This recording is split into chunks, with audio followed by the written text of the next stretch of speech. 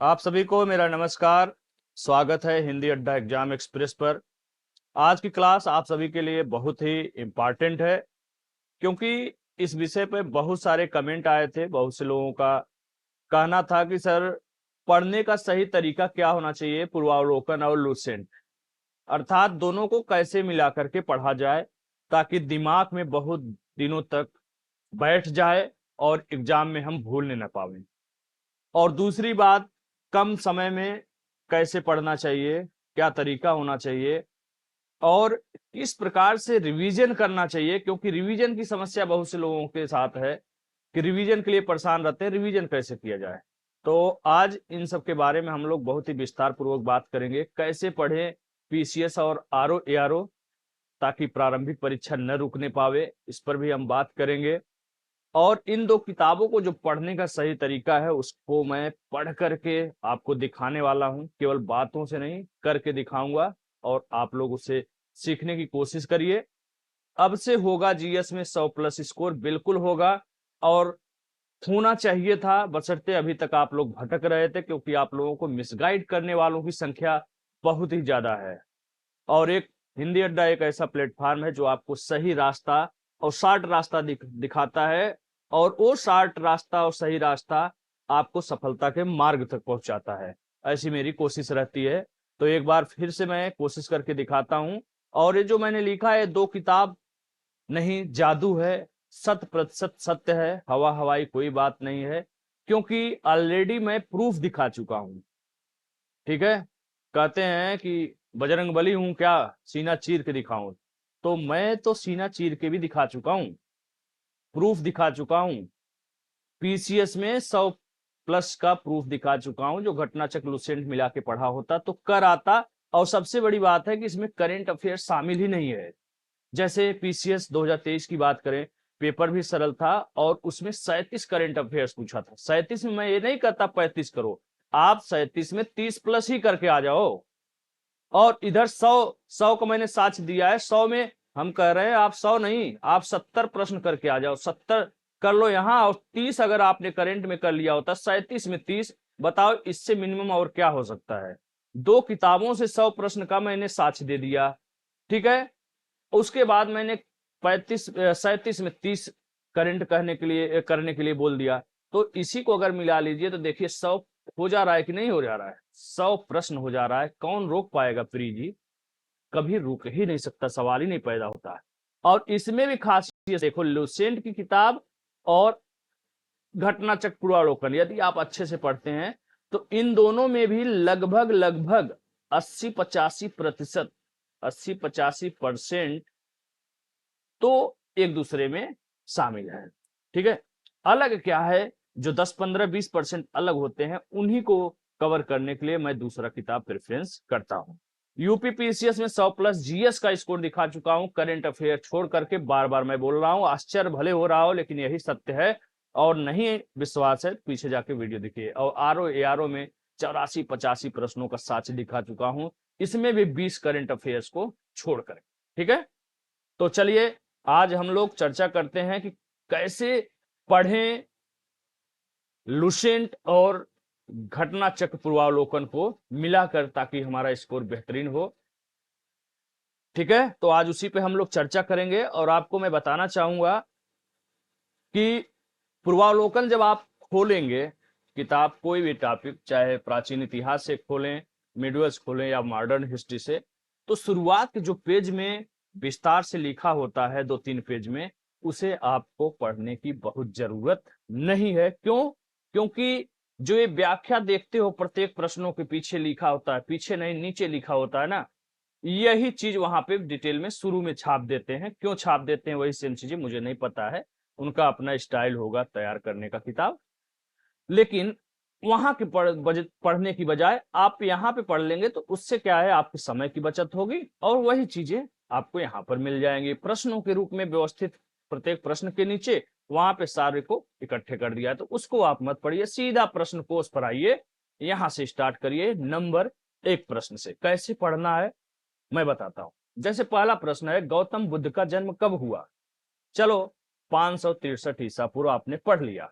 अब आते हैं व्याख्या पे। यहां से क्रॉस करके उछलो मत कि 2 नंबर पे आ जाओ, बस प्रश्न आपने पढ़ लिया और यहाँ पे क्रॉस करके और डाक करके इधर आ गए 2 नंबर पे, ऐसा नहीं है। यहाँ पे ठहरना होगा, रुकना होगा और बौद्ध गौतम बुद्ध का जन्म का सन जानने के अलावा आपको ढूंढना है कि व्याख्या में और मुझे एक्स्ट्रा क्या मिल सकता है, वो मैं दिखाना चाहता हूं। देखिए पहला ही मिल गया, गौतम बुद्ध का जन्म कहाँ हुआ? कपिल वस्तु के निकट लुम्बिनी में। नंबर 1 प्रश्न आपको यहां से मिल गया।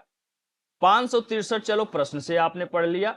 उनके पिता का नाम, कभी कभी उनके पिता का नाम पूछ देता है, तो ध्यान रखिएगा गौतम बुद्ध के पिता का नाम शुद्धोदन है। दूसरा प्रश्न आपका तैयार हो गया। तीसरा प्रश्न आ सकता है कि किस गढ़ के प्रधान थे, तो आपको तीसरा क्वेश्चन मिल गया, शाक्यगढ़ के प्रधान थे। तथा उनकी माया देवी, उनकी माता का नाम क्या है, ये आपका चौथा क्वेश्चन मिल गया। किस वंश की थी गौतम बुद्ध की माता, तो आपका उत्तर होगा कोली गणराज यानी कोली वंश की माता थी।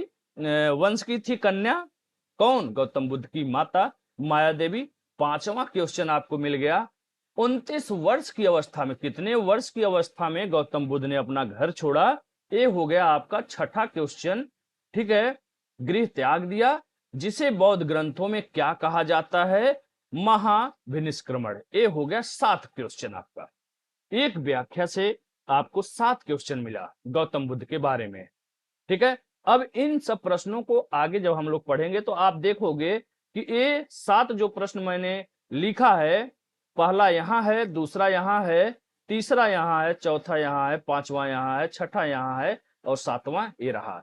एक प्रश्न के पीछे आपका 7 प्रश्न तैयार हुआ और ये सातों प्रश्न मैं दिखाऊंगा कि कहां कहां पूछा गया है। 7वें प्रश्न का उदाहरण जस्ट नीचे दूसरे नंबर पे लिखा हुआ है, बुद्ध के जीवन की किस घटना को महाभिनिष्क्रमण के रूप में जाना जाता है? देखिए 7वां प्रश्न तुरंत आ गया, पीसीएस मेंस 2014 में पूछा गया है, एएमपी पीसीएस प्री 2004 में पूछा गया था। तो क्या हुआ उत्तर? उनका गृह त्याग। यदि आप 7 प्रश्न को अच्छे से यही तैयार कर ले रहे हैं तो दूसरा को आपको विकल्प को उंगली लगा के बंद करना है और तुरंत आप पकड़ लेंगे कि गृह त्याग के घटना को महाभिनिष्क्रमण की संज्ञा दी जाती है। नेक्स्ट प्रश्न पे आते हैं, गौतम बुद्ध की मां किस वंश से संबंधित है? कोली राजवंश से संबंधित है। अभी हमने देखा था ये प्रश्न, देखिए यहाँ पे इसको मैंने 3 नंबर अंकित किया है कि 5 नंबर जो भी है 5वां नंबर का है। कोली वंश की उनकी माता थी। किसकी माता? गौतम बुद्ध की माता। देखिए तीसरा प्रश्न लगातार लाइंस लगा है, ये भी देखिए यूपी पीसीएस प्री 2008 में पूछा गया है, ऐसा नहीं एक ही सन में, अलग अलग प्रश्न है। बुद्ध का जन्म कहां हुआ? कपिल वस्तु के कपिल वस्तु के निकट लुम्बिनी। इसको भी ध्यान देना, देखिए कपिल वस्तु भी दिया है, लुम्बिनी भी दिया है। अगर लापरवाही में आपने पढ़ा तो कपिल वस्तु करके चले आएंगे और रोम पे आएंगे तो मत्थे पे सर पीटेंगे, सर पे हाथ पीटेंगे, कहेंगे अरे यार मैंने तो विकल्प अच्छे से पढ़ा ही नहीं। इसलिए विकल्प को ध्यान रखना, विकल्प बहुत अच्छे से पढ़ना है। पहले चारों विकल्प को देख लीजिए, उसके बाद आंसर करिए, कहीं कोई ट्रेन नहीं पकड़ना है। एक एक प्रश्न का बहुत ही वैल्यू होता है। ठीक है, तो देखिए यहाँ पे लुम्बिनी मिल गया। लुम्बिनी को मैंने पहला ही प्रश्न अंकित किया था, क्वेश्चन नंबर 1 का लाभ हुआ। ठीक है, लुम्बिनी मिल गया। अब देखिए गौतम बुद्ध का दूसरा नाम क्या है पूछा गया है, छत्तीसगढ़ पीसीएस में पूछा गया है। उत्तर है इनमें से कोई नहीं, क्योंकि सच बात है इनमें से कोई नहीं है। तो जानते हैं कि है का क्या दूसरा नाम है। तो यहाँ पर हम आते हैं व्याख्या पे। यहाँ पे हमें कूदना नहीं है, थोड़ा ठहरना है और सोचना है और अच्छे से पढ़ना है। गौतम बुद्ध के बचपन का नाम क्या था? सिद्धार्थ। मिल गया दूसरा नाम। इन्हें दूसरे नाम के साथ साथ तीसरा और चौथा नाम भी मिल गया। क्या मिल गया? एक तो शाक्य मुनि मिल गया, एक तथागत मिल गया। मान लीजिए दूसरे की बजाय आपसे कह दिया कि इनमें से कौन कौन सा नाम है और 4-5 विकल्प दे दिया, तो आपको याद रहना चाहिए सिद्धार्थ, शाक्य मुनि, तथागत के नाम से भी गौतम बुद्ध को जाना जाता है। ठीक है, बात करते हैं, एक विकल्प यहाँ पे दिया गया था प्रछन्न। प्रछन्न क्या है? लगे हाथ। इसके बारे में भी व्याख्या में दिया हुआ, जान लेते हैं। आदि गुरु शंकराचार्य को प्रछन्न बौद्ध या छिपा हुआ बुद्ध मार्गी कहा जाता था। तो एक प्रश्न देखिए, यहां से आपका सिद्धार्थ के नाम के साथ साथ आपका दो और नाम मिल गया।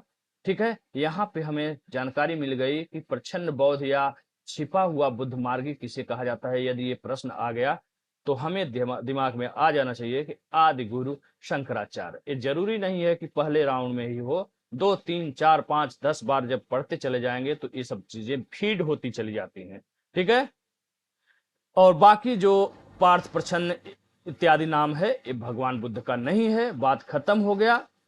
इस प्रकार अभिष्ट विकल्प सी है, किंतु छत्तीसगढ़ लोक सेवा आयोग ने अपने प्रारंभिक व संशोधित दोनों ही उत्तर पत्रक में उत्तर विकल्प बी जारी किया है।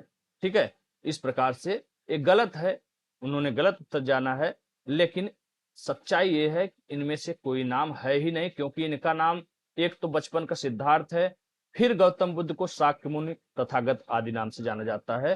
ठीक है, अगला प्रश्न करते हैं, छठा नंबर, निम्नलिखित में किस राजवंश के अभिलेख से इस परंपरा का समर्थन होता है कि लुम्बिनी शाक्य मुनि बुद्ध का जन्म स्थान है? बहुत ही आसान है, रट गया है, मुझे पता है, लेकिन ये कोई बड़ी बात नहीं है कि मौर्य के समय और खास करके अशोक सम्राट के समय पता चला था। किससे? अशोक के रुम्मिनदेई अभिलेख से सूचना मिलती है कि शाक्य मुनि बुद्ध का जन्म लुम्बिनी में हुआ था। ये बहुत ही आसान है, सबको पता है, लेकिन थोड़ा सा और आगे व्याख्या में ध्यान देंगे, हो सकता है दूसरे तरीके का प्रश्न बन के आ जाए। तो यहाँ ध्यान रखना है कि इस अभिलेख के अनुसार अशोक राज्याभिषेक के 20 वर्ष बाद गया है, 20 वर्ष को भी ध्यान रखना है। ठीक है, बाद यहाँ आया था और उस स्थान की पूजा की थी जहां शाक्य मुनि बुद्ध का जन्म हुआ। साथ ही इस अभिलेख में लुम्बिनी के बुद्ध का जन्म स्थल होने के कारण इसे बलि कर से मुक्त घोषित किया तथा भू राजस्व कर के उपज का 1/8 लेने की घोषणा की। तो एक प्रश्न के सहारे कई आपका प्रश्न तैयार हुआ। एक तो आपने पता कर लिया कि अशोक के समय हुआ था, क्वेश्चन नंबर 1। क्वेश्चन नंबर 2, अभिलेख का नाम मिल गया। क्वेश्चन नंबर 3, 20 वर्ष बाद आया। और क्वेश्चन नंबर 4 कि बलिकर जानते ही नहीं लोग, बहुत से लोग ये जानते हैं भू राजस्व कर को 1/8 तो कर दिया गया, लेकिन बलिकर से संबंधित प्रश्न अभी तक नहीं आया है। हो सकता है अगला प्रश्न नया बन जाए, तो ये यहाँ पे बेहद ही इंपॉर्टेंट हो जाता है प्रश्न कि भैया भू राजस्व ही नहीं, भू राजस्व के साथ साथ बलिकर को भी मुक्त घोषित किया था सम्राट अशोक। ठीक है, तो 1 2 3 4 प्रश्न 5 प्रश्न 5-6 प्रश्न आपका तैयार हो गया एक व्याख्या से। आगे बढ़ते हैं, निम्नलिखित में कौन एक अभिलेख इस परंपरा की पुष्टि करता है कि गौतम बुद्ध का जन्म लुम्बिनी में हुआ? देखिए, सीधा सीधा नाम ही पूछ दिया अभिलेख का, जो हमने ऊपर व्याख्या से पढ़ा।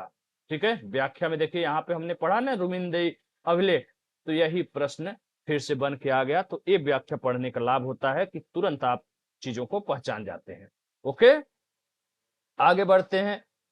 8वां प्रश्न है, निम्नलिखित किस राजा के एक अभिलेख से सूचना मिलती है कि शाक्य मुनि बुद्ध का जन्म हुआ? ये भी आपने व्याख्या पढ़ा, तुरंत आपको पता चल गया। अशोक के। महात्मा बुद्ध का महापरिनिर्वाण कहां हुआ? लुम्बिनी, बोधगया, कुशीनगर, कपिलवस्तु। केवल कुशीनगर रट के आगे नहीं बढ़ जाना है कि हाँ कुशीनगर में महापरिनिर्वाण हुआ, उसके बारे में और चीजें पता करना होगा। वो चीजें कहां से पता चल पाएंगी? या तो बहुत ही विस्तृत अच्छे बुकों का आप सहारा लीजिए, टेक्स्ट बुक का लीजिए, उसके लिए 5-6 किताबों को लीजिए। तो इतना बवाल नहीं करना है, अभी जो आपके पास समय है ज्ञान अर्जित करते रहिए, पढ़ते रहिए, लेकिन परीक्षा के समय स्ट्रेटजी 2-3 महीने थोड़ा चेंज कर देना चाहिए। ठीक है, तो हम कुशीनगर नहीं जानेंगे कि केवल ये जान लिया कि हाँ महापरिनिर्वाण कुशीनगर में हुआ था, इससे काम नहीं चलने वाला है। क्योंकि प्रश्न जब कठिन बनाना होता है तो कई उसमें जो है ऑप्शन विकल्प डाल दिया जाता है, सूची की तरह दे दिया जाता है, सुमेलित करने के लिए दे दिया जाता है, या फिर कोरिलेट करने के लिए, जैसे 2-3 सही है या 3-4-5 सही है, 1-2 सही है, इनमें से कोई सही नहीं है, इस तरह से विकल्प भी बनाए जाते हैं। तो जब 3-3 4-4 लाइन के आपके पास ऑप्शन मिलेंगे तो ऐसे में समस्या होगी, यदि आप ऑनलाइन क्वेश्चन पढ़ करके आगे बढ़ जा रहे हैं। तो बात करते हैं कि भाई ठीक है, गौतम बुद्ध को महापरिनिर्वाण कुशीनगर में मिला, कैसे मिला, किस स्थिति में मिला? तो बात करते हैं यहाँ व्याख्या में। तो बौद्ध धर्म का प्रचार करते हुए महात्मा बुद्ध मल्लों की राजधानी पावा पहुंचे, जहां वे चुंद नामक लुहार की आम्र वाटिका में ठहरे। ठीक है, किसकी वाटिका में? चुंद नामक लुहार की वाटिका में। कहां पहुंचे? मल्लों की राजधानी पावा में। उसने बुद्ध को क्या दिया? शुकर मध्य दिया। अभी तक ये प्रश्न नहीं आया है कि किस फल को दिया चुंद ने खाने के लिए महात्मा बुद्ध को। तो आपको पता चल गया यहाँ पे एक नया क्वेश्चन बन गया, न्यू क्वेश्चन बन गया है कि हमको दिया भैया, अरे हमको नहीं दिया, महात्मा बुद्ध को दिया, चुंद नामक लुहार ने कौन सा फल दिया? शुकर मद्दव खाने के लिए दिया। उन्हें क्या हो गया? ये प्रश्न भी नहीं आया है अभी तक। रक्तातिसार हो गया और भयानक पीड़ा उत्पन्न हो गई। इस वेदना के बाद भी वे कहां गए गौतम बुद्ध? मल्लों की राजधानी पावा के बाद जो भी फल फ्रूट उनको दिया गया, खाए, रक्तातिसार हो गया, भयानक पीड़ा उत्पन्न हुई, लेकिन इस वेदना और पीड़ा के बावजूद वो कुशीनारा मल्लगढ़ राज्य की राजधानी पहुंचे। ठीक है, कहां पहुंचे? कुशीनारा को ही कुशीनगर कहा जाता है। यहीं पर कब? 483 ईसा पूर्व में। कितने वर्ष? 80 वर्ष की अवस्था में उन्होंने शरीर को त्याग दिया। बौद्ध धर्म में किस घटना को, शरीर त्यागने की घटना को महापरिनिर्वाण कहा जाता है। तो कितने प्रश्न तैयार हुए? एक, महापरिनिर्वाण के पहले कहां गए? मल्लों की राजधानी पावा। उसके बाद चुंद नामक लुहार, किस लुहार ने दिया? क्या नाम था? चुंद था। दूसरा प्रश्न, क्या दिया? शुक्रमद्दव दिया। कौन से रोग हो गया? रक्तातिसार हो गया। चौथा प्रश्न, इस वेदना के बावजूद कहां फिर पहुंचे? कुशीनारा। पांचवा क्वेश्चन हो गया। कब मृत्यु हुई? 483 में। छठा प्रश्न हो गया। कितने वर्ष की अवस्था में? 80 वर्ष की अवस्था में। सातवां क्वेश्चन हो गया। इस घटना को क्या कहा जाता है? महापरिनिर्वाण। एक व्याख्या से हमने 8 प्रश्न लगभग प्राप्त किया। ठीक है, बस इतना अच्छे से तैयार कर लिया। ये महापरिनिर्वाण, ये थोड़ा सा मिस्टेक हो गया है। महापरिनिर्वाण इसको समझे, कहाँ हुआ, काम खत्म, यहाँ समय बर्बाद करने की जरूरत नहीं है, फटाफट आगे बढ़ते चले जाइए।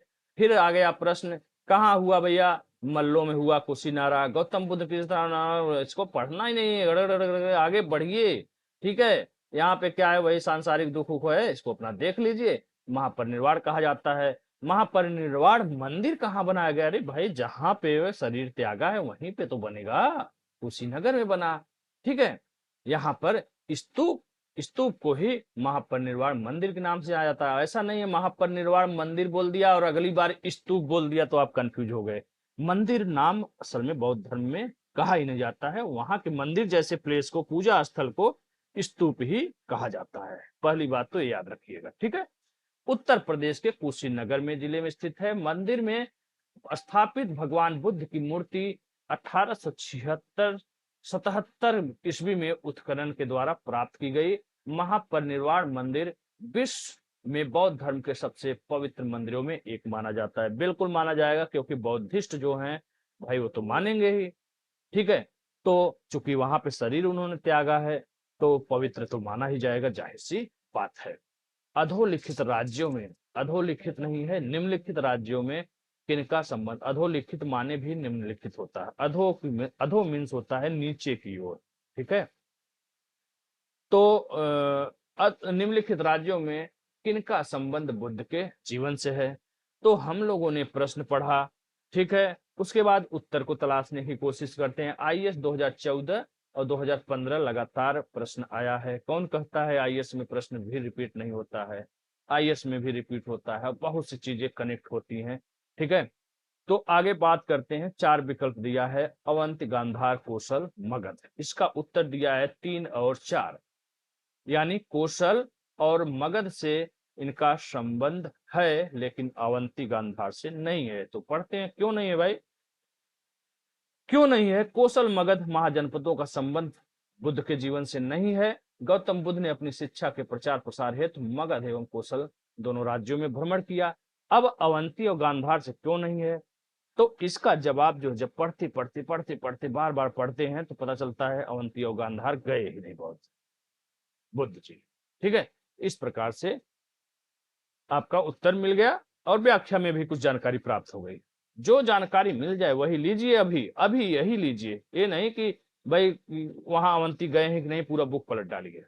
ठीक है, गौतम बुद्ध द्वारा अपने धर्म में दीक्षित किया जाने वाला अंतिम व्यक्ति कौन है? सुबुद्ध दिया हुआ है उत्तर, विकल्प डी। जान जाते हैं कि सुबुद्ध कौन है और कहां मुलाकात हुई, कैसे क्या हुआ। अपने जीवन के अंतिम वर्ष में गौतम बुद्ध अपने शिष्य चुंद, वही जो शुकर मद्दम दिया था खाने के लिए, कहां पर? पावा में, ठीक है। वहां पे पहुंचे थे, आम्रवाटिका में ठहरे थे।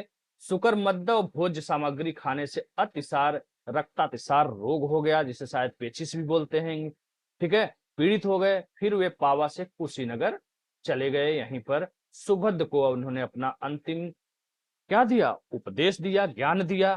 तो सुभद्र उनके अंतिम शिष्य है, ठीक है। क्लियर? आगे बढ़ते हैं।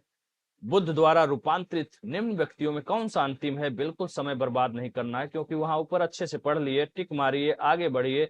अंतिम वर्षा ऋतु कहां पर बिताई थी? अब आपको लग रहा होगा कि वैशाली क्यों दिया है भाई? अंतिम समय में तो वो तो कुशीनारा गए थे, वहीं पे उन्होंने शरीर त्याग दिया, उसी को परिनिर्वाण कहा जाता है। तो अंतिम वर्षा ऋतु बिताई गई, तो यहाँ तो विकल्प में कुशीनगर भी है। तो क्या मैं कुशीनगर को उत्तर चुन सकता हूं? नहीं चुन सकते, क्योंकि ये अंतिम के साथ साथ वर्षा शब्द भी यूज हुआ है। इसे भी हमें ध्यान रखना होगा कि अंतिम के साथ साथ वर्षा शब्द का होता है। वर्षा साल भर में एक ही बार आता है, 4 महीने की वर्षा ऋतु होती है। और बुद्ध या बौद्ध धर्म में ऐसी चीजें कुछ थी कि वर्षा ऋतु में ये लोग बाहर नहीं निकलते थे, और ये सब चीजें होती थी, गुफाओं में रहते थे, वहां पे कुछ अपना धर्म से संबंधित क्रियाकलाप होता था। तो अंतिम वर्षा ऋतु का उत्तर होगा वैशाली। क्यों होगा? महापरिनिर्वाण सूक्त, महापरिनिब्बाण सूक्त से उनके जीवन के विविध आयामों एवं काल का निर्धारण किया गया है, जिसके अनुसार बुद्ध ने अपने जीवन की अंतिम वर्षा ऋतु की बात कर रही, वर्षा ऋतु की किया है, तो वैशाली में बिताई थी। इसका ध्यान रखना पड़ेगा। निम्न में कौन सा एक बौद्ध मत में निर्वाण की अवधारणा की सर्वश्रेष्ठ व्याख्या करता है? आईएएस 2013 की का प्रश्न है। इसका उत्तर है त्रिशरा रूपी अग्नि का शमन, ठीक है। क्या है? नहीं बहुत समझ में आ रहा है तो आईएएस का प्रश्न है। थोड़ा सा इसका शब्द कठिन होता है जब इसका हिंदी ट्रांसलेशन किया जाता है, तो यहां से एक बार देख लीजिए। नहीं देखना है तो आप उत्तर जान करके आगे बढ़ जाइए। अगला प्रश्न आता है, बोध गया में किससे ज्ञान प्राप्त हो गई? बच्चों वाला प्रश्न है। आगे बढ़िए। 35 वर्ष की अवस्था को जरूर ध्यान रखिएगा, क्योंकि 35 वर्ष की अवस्था में 6 वर्षों की कठिन तपस्या के बाद गौतम बुद्ध को ज्ञान प्राप्त हुआ था, ठीक है। वो समय था वैशाख पूर्णिमा की रात्रि, ठीक है। यहां पर किसके नीचे, किस वृक्ष के नीचे? एक पीपल के वृक्ष के नीचे इन्हें ज्ञान प्राप्त हुई थी, और ज्ञान प्राप्त के बाद ही गौतम यानी सिद्धार्थ बुद्ध कहे गए थे, ठीक है। बिल्कुल दिमाग में बैठा लीजिए। यहां से भी देखिए, बोध गया में तो ज्ञान प्राप्त हुई, ठीक है, एक प्रश्न यहां से लाभ मिल गया।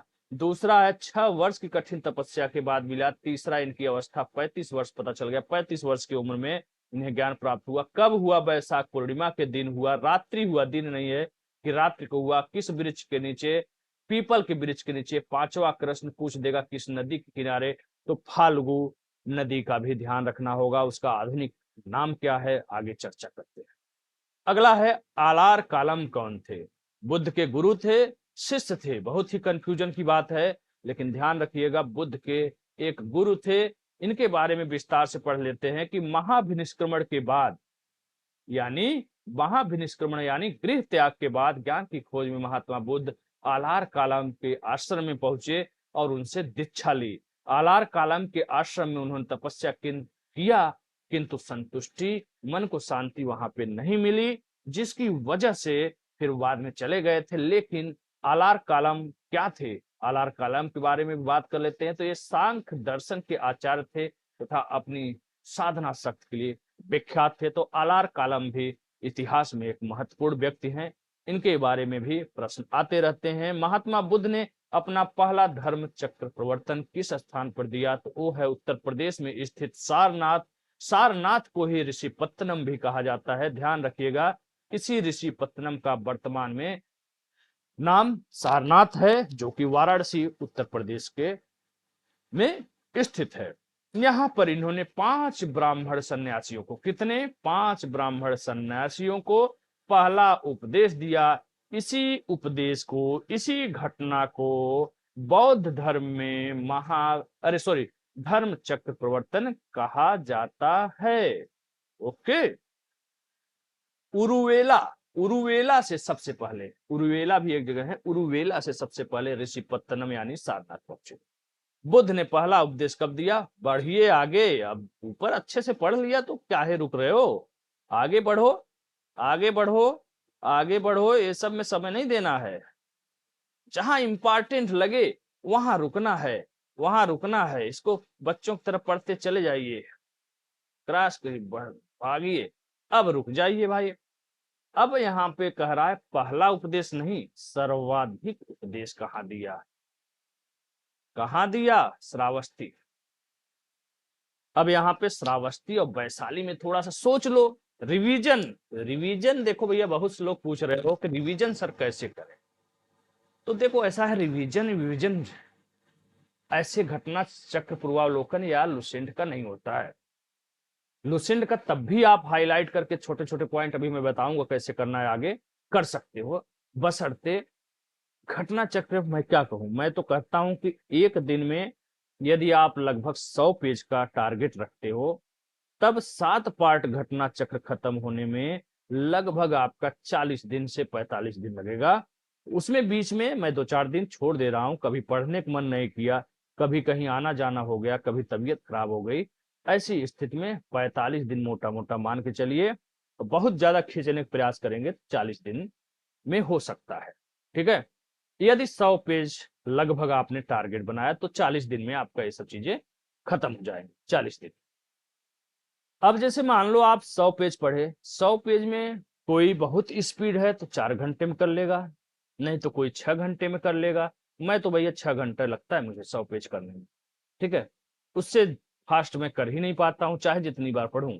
आराम से पढ़ता हूँ, बैठा बैठा के पढ़ता हूँ। क्योंकि ऐसा थोड़ी ना मेरे दिमाग में कंप्यूटर है, एक बार फीड हो गया, एक बार पढ़ लो, स्कैन कर लो किताब को, तो फिर जो है भूलोगे ही नहीं। नहीं, सभी भूलते हैं, मैं भी भूलता हूँ। ठीक है, और मैं पढ़ता हूं तो बहुत अच्छे से सोच सोच के पढ़ता। तो जैसे आपने यहाँ पढ़ा ना श्रावस्ती, हाँ, तो रिवीजन वही होता है। जैसे आपने व्याख्या अच्छे से पढ़ा, आंख बंद करो, उसके बारे में थोड़ा सा मनन करो, चिंतन करो, थोड़ा सा ज्यादा फोकस कर दो। जो कठिन प्रश्न है, जो अच्छा प्रश्न है, जहां से कई प्रश्न मिल जा रहे हैं, उस पर थोड़ा ज्यादा फोकस कर लो, लगे हाथ।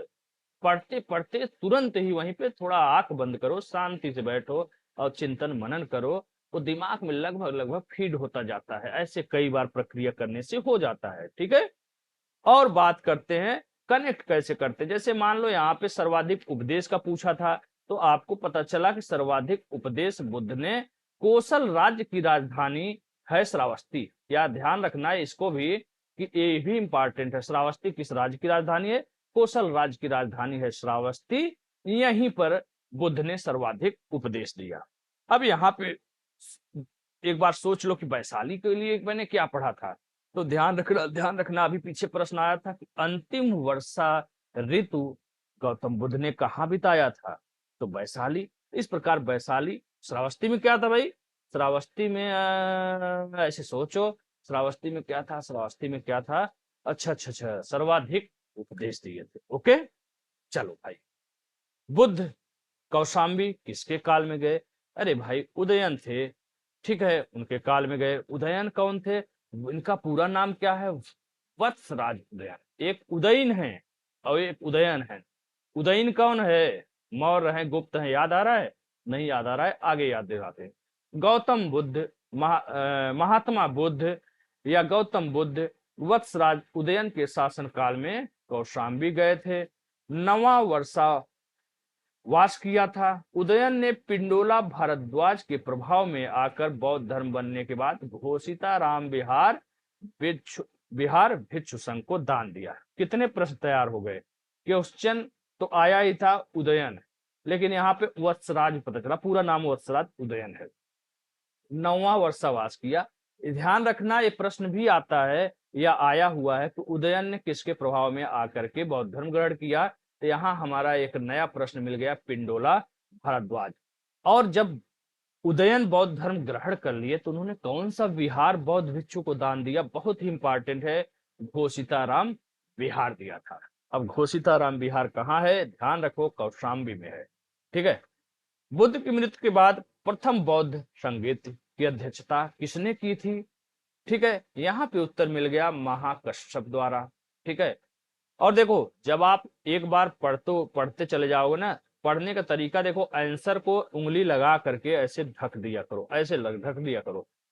आंसर जहां लिखा है उसको ऐसे ढक लिया करो, प्रश्न पढ़ा करो, कोशिश किया करो पहली बार अपने आप से उत्तर देने का। नहीं आता है, गलत हो जाता है, तब पहले अपने आप से उत्तर दे दो, फिर उत्तर को देखो ए है कि बी है सी है, तो उससे कॉन्फिडेंस बढ़ेगा कि हाँ हाँ ये तो प्रश्न मुझे याद है।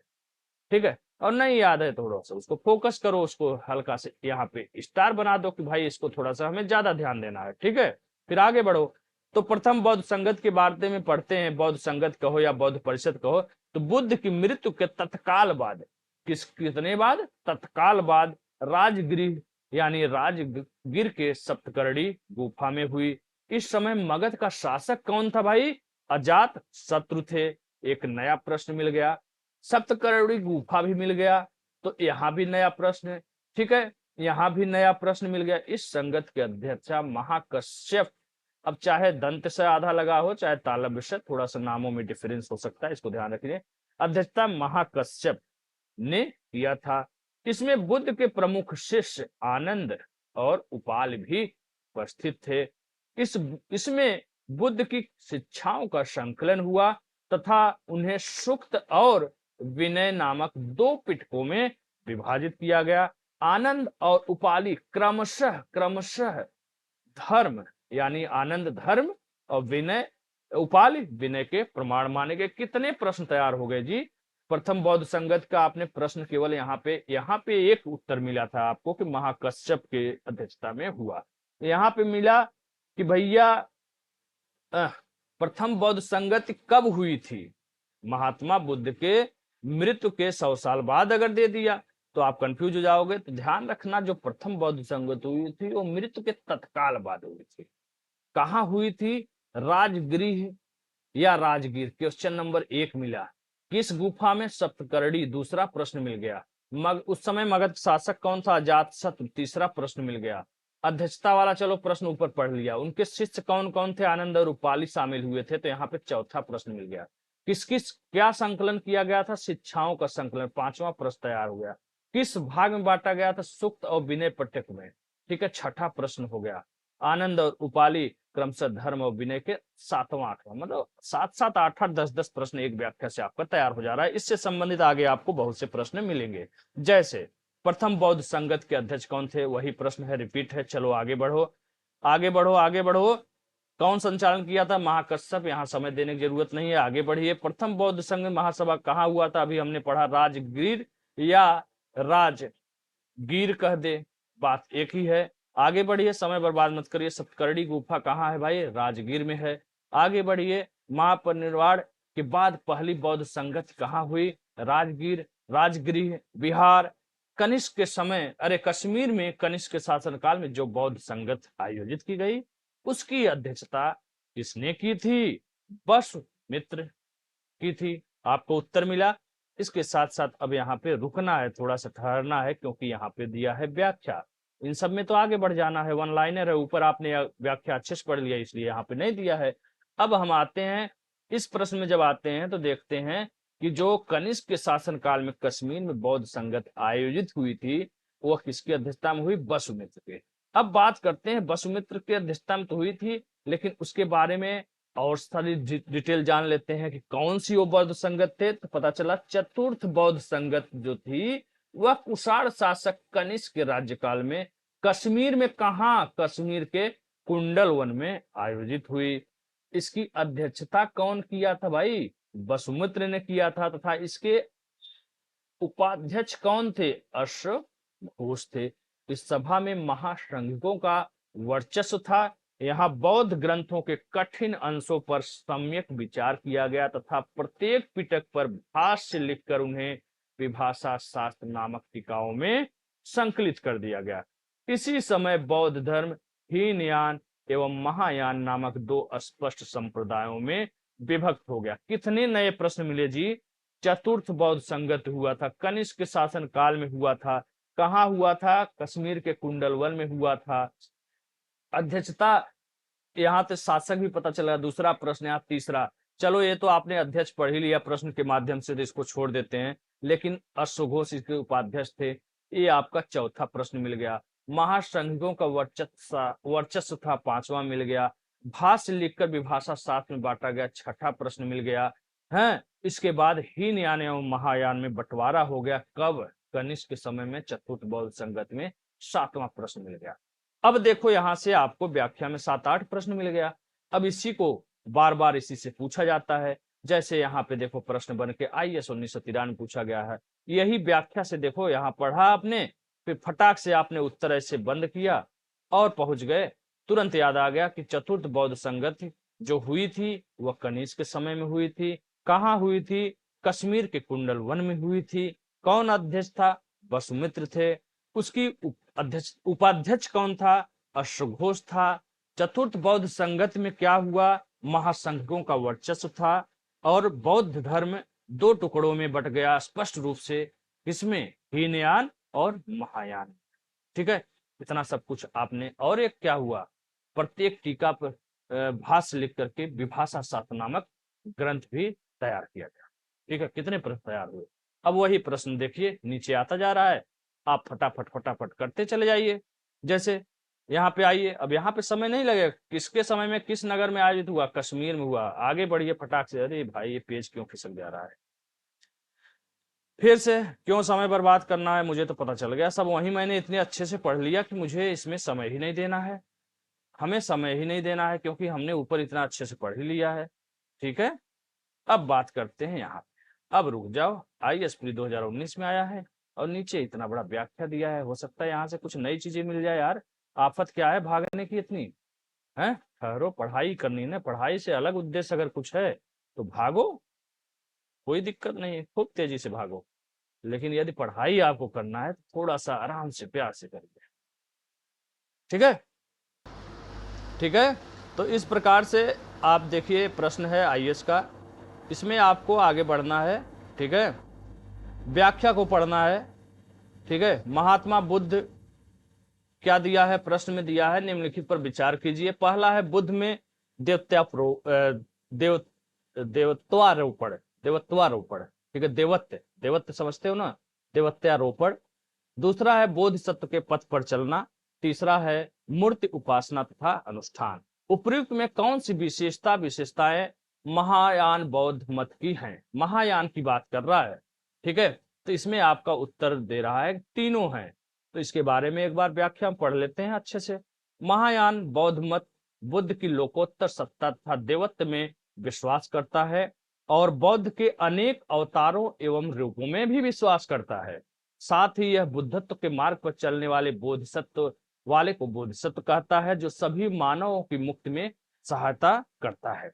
बोधिसत्व के पथ पर चलना इस मत के मत में अनुकरणी कहा गया है। हिंदू धर्म के प्रभाव में बुद्ध में देवत्व के आरोपण के साथ ही अनुष्ठान और मूर्ति पूजा महायान की मुख्य पद्धति बन गई है। ठीक है, महायान की बात कर रहे हैं। वहीं हीनयान में मूर्ति पूजा नहीं की जाती है और न ही महात्मा बुद्ध को ईश्वर का दर्जा दिया गया है। आप लोगों को पता होगा, नहीं पता होगा तो आगे इन प्रश्नों की तरह अन्य प्रश्न भी मिलेंगे जहां से आप जान सकते हैं। निम्नलिखित 4 स्थानों में बौद्ध संगतियों का सही कालानुक्रम दिया गया है, कौन सा होगा? आपको सुमेलित करना है तो आप उत्तर देख सकते हैं। पहला दिया है राजगिरी, हम लोगों ने पढ़ा ही था। बुद्ध के महापरिनिर्वाण के तुरंत बाद, तत्काल बाद राजगीर या राजगृह के सप्तकर्णी गुफा में पहला जो है बौद्ध संगत हुई। उस समय अजात शत्रु वहां के नरेश थे। ठीक है, द्वितीय बौद्ध संगत जो हुई वह काला शोक के शासनकाल में बुद्ध की मृत्यु के 100 साल बाद, याद रखना कहाँ हुई? वैशाली में हुई। और तृतीय की बात करते हैं तो मौर्य सम्राट अशोक के शासनकाल में कहाँ हुई? पाटलिपुत्र में हुई। इसकी अध्यक्षता जो किया था तीसरे बौद्ध संगत की, वो थे मोगलीपुत्र तिस्स। चतुर्थ बौद्ध संगत अभी हम लोगों ने पढ़ा, कनिष्क के शासन काल में कश्मीर के कुंडल वन में आयोजित हुई थी। इसकी अध्यक्षता वसुमित्र थे एवं इसके जो उपाध्यक्ष थे उनका नाम अश्वघोष था। ठीक है, इतना हम लोगों का तैयार हो गया। तो आप देख सकते हैं कि आपने पढ़ा, केवल यहाँ पे कह रहा है बौद्ध संगतियों का सही कालक्रम बनाइए, लेकिन हमने फिर से विस्तार से उसको पढ़ लिया। तो ये हमारा बार बार ऐसे प्रश्नों को पढ़ने से बार बार रिपीट होता है, तो इसे बार बार पढ़ना चाहिए। द्वितीय बौद्ध संगत, अब यहाँ पे समय नहीं देना है, हमको पता चल गया वैशाली में हुई थी। लगे हाथ सोचते रहिए कि वैशाली का शासक कौन था उस समय, कालाशोक था, कब हुआ था, बुद्ध के महापरिनिर्वाण के 100 वर्ष बाद हुआ था। ये सब चीजें सोचते विचारते आगे बढ़िए। तीसरी की बात आ गई, पता चल गया पाटलिपुत्र में उस समय अशोक शासक थे, मोगली पुत्र तिस इसके अध्यक्ष थे। ठीक है, ये बारे में सोच लिया। प्रथम बौद्ध संगत बार बार हो गया, पहली ही बार अजातशत्रु के समय में हुआ था। कहाँ हुआ था, राजगीर या राजगृह में हुआ था, इसके अध्यक्ष कौन थे, ये सब चीजें हमें फिर से एक बार सोच लेना है। ठीक है, आगे बढ़ना है, बार बार उस पर समय नहीं बर्बाद करना है। वन लाइनर में द्वितीय बौद्ध संगत कहाँ हुआ भैया, कालाशोक के समय में हुआ। इसके बाद बौद्ध परिषद यहाँ दे दिया, सही मिलान करने के लिए दो सूची बना दिया है, एक तरफ बौद्ध परिषद लिखा है, एक तरफ अध्यक्ष लिखा है। अब हमको यहाँ पे मिलाना है। देखिए उत्तर नहीं है, लेकिन मैं जब बार बार पढ़ता हूँ तो मुझे याद आ जाता है। तो प्रथम बौद्ध संगत पे हम लोगों ने क्या पढ़ा था। ठीक है, अगर मान लो प्रथम का तुम्हें तुरंत नहीं याद आ रहा है तो वैसे याद तो आ ही जाना चाहिए, बहुत ही सरल है। हमने पढ़ा था अजातशत्रु के समय में हुआ था, राजगीर में महाकश्यप इसके अध्यक्ष थे। द्वितीय बौद्ध परिषद कहाँ हुआ, कालाशोक के समय में हुआ, 100 साल बाद हुआ। उसके अध्यक्ष कौन थे नहीं याद आ रहा है, 1 मिनट रुक जाओ, कौन से याद आ रहा है, अशोक के समय के याद आ रहा है, चलो पहले इसी को मिला लो यार, मोगली पुत्र को। चतुर्थ का याद आ रहा है, वसुमित्र अध्यक्ष और उपाध्यक्ष थे अशोघोष, याद आया। तो ये अगर मान लो एक भूल भी रहे हो तो बच तो रहा है, 3 तो हमको याद ही है, बच रहा है एक ही ना, तो चटाक से यहाँ मार के आगे बढ़िए। अब यहाँ पे मिला लो भैया, विकल्प अगर आसान है तो यहाँ से आराम से मिल जाएगा। छत्तीसगढ़ का है, विकल्प डी है, थोड़ा फोटो खराब आया है लेकिन कोई बात नहीं। फिर यहाँ पे दे दिया है बुद्ध के बारे में 4 महत्वपूर्ण घटना दिया है, 2 स्तंभों यानी 2 सूची में इसको दिया गया है। जन्म का कह रहा है, जन्म कहाँ हुआ, तो हम लोगों ने अभी पढ़ा था जन्म स्थान लुम्बिनी है। लुम्बिनी में अशोक 20वें वर्ष गया था, वहां पे पूजा पाठ किया और वहां पे बलि कर को से मुक्त कर दिया और राजस्व भू राजस्व को 1/8 कर दिया। देखो हमने लुम्बिनी के बारे में पढ़ा, जन्म हुआ, लेकिन जन्म के साथ साथ हमने कई चीजों को रिवीजन कर लिया, यही रिवीजन है। फिर से किताब नहीं पलटना है, किताब एक बार पहले पेज से पढ़ो, लास्ट पेज तक पढ़ते चले जाओ। जहां बीच बीच में इंपॉर्टेंट प्रश्न आपको मिल रहा है उस पे फोकस करने की जरूरत है, रुकने की जरूरत है, चिंतन मनन की जरूरत है, उसके बाद आगे बढ़ते चले जाना है। रिवीजन इसी तरह करना है। जन्म के बारे में पढ़ा, लुम्बिनी, अब लुम्बिनी के बारे में 4-5 चीजें सोच लीजिए। लुम्बिनी में का साक्ष्य में क्या मिलता है, रुमिनदेई अभिलेख में लुम्बिनी का जिक्र हुआ है। और रुमिनदेई अभिलेख किसके समय का है, अशोक के समय में है। अशोक कब गया था, अपने शासना काल के 20वें वर्ष गया था, वहां पूजा पाठ किया। और क्या हुआ वहां पर भाई, वहां पे बलि कर मुक्त कर दिया। उसके बाद भू राजस्व का दर को जो 1/6 होता था उसे 1/8 कर दिया, भार को घटा दिया वहां के लोगों के लिए। ठीक है, इस प्रकार से कहीं ज्ञान प्राप्ति कहाँ हुआ, ज्ञान प्राप्ति तो भाई बिहार में हुआ था, बोध गया में, जिसे शार्ट में गया भी कहा जाता है। हमने बोध गया के बारे में पढ़ा। अब सोच लो, जब ज्ञान प्राप्त बोध गया में हुआ, किस वृक्ष के नीचे हुआ था, पीपल के वृक्ष में। यहीं अगर तुलना करना हुआ जैन धर्म से महावीर स्वामी का, तो हमें ध्यान रखना होगा उनको जो ज्ञान प्राप्त हुआ था किस वृक्ष के नीचे, साल के वृक्ष के नीचे, और गौतम बुद्ध को पीपल के वृक्ष के नीचे हुआ था। किस नदी के किनारे, फाल्गु नदी के किनारे। आधुनिक नाम उसका शायद निरंजना है, हैं? हाँ निरंजना है, आगे हम और क्लियर करके पढ़ लेंगे, ये सोच लिया। ठीक है, उसके बाद आए प्रथम प्रवचन कहाँ हुआ, प्रथम प्रवचन हुआ था सारनाथ। सारनाथ को पहले क्या कहा जाता था, ऋषिपत्तनम। उरुवेला से गए थे ऋषिपत्तनम, जिसे सारनाथ कहा जाता है। सारनाथ उत्तर प्रदेश में के वाराणसी जिले में स्थित है। ठीक है, और वहां पे 5 ब्राह्मण सन्यासियों को सर्वप्रथम उन्होंने अपना उपदेश दिया था। उस उपदेश को बौद्ध धर्म में क्या कहा जाता है, धर्म चक्र प्रवर्तन कहा जाता है। ठीक है, कितने सारे हो गया रिवीजन है। तो जन्म लुम्बिनी हो गया, ज्ञान प्राप्त बोध गया हो गया, प्रथम प्रवचन सारनाथ।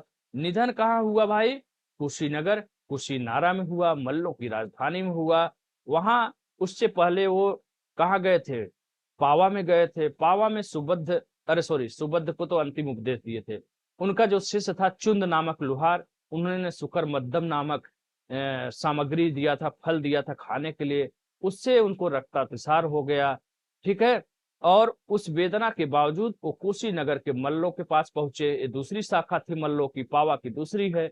तो कुशीनगर जब पहुंचे तो वहां पर उन्होंने सुबुद्ध को शायद अंतिम जो है उपदेश दिया सुबुद्ध को वहीं पर, और वहीं पे उन्होंने शरीर को त्याग दिया।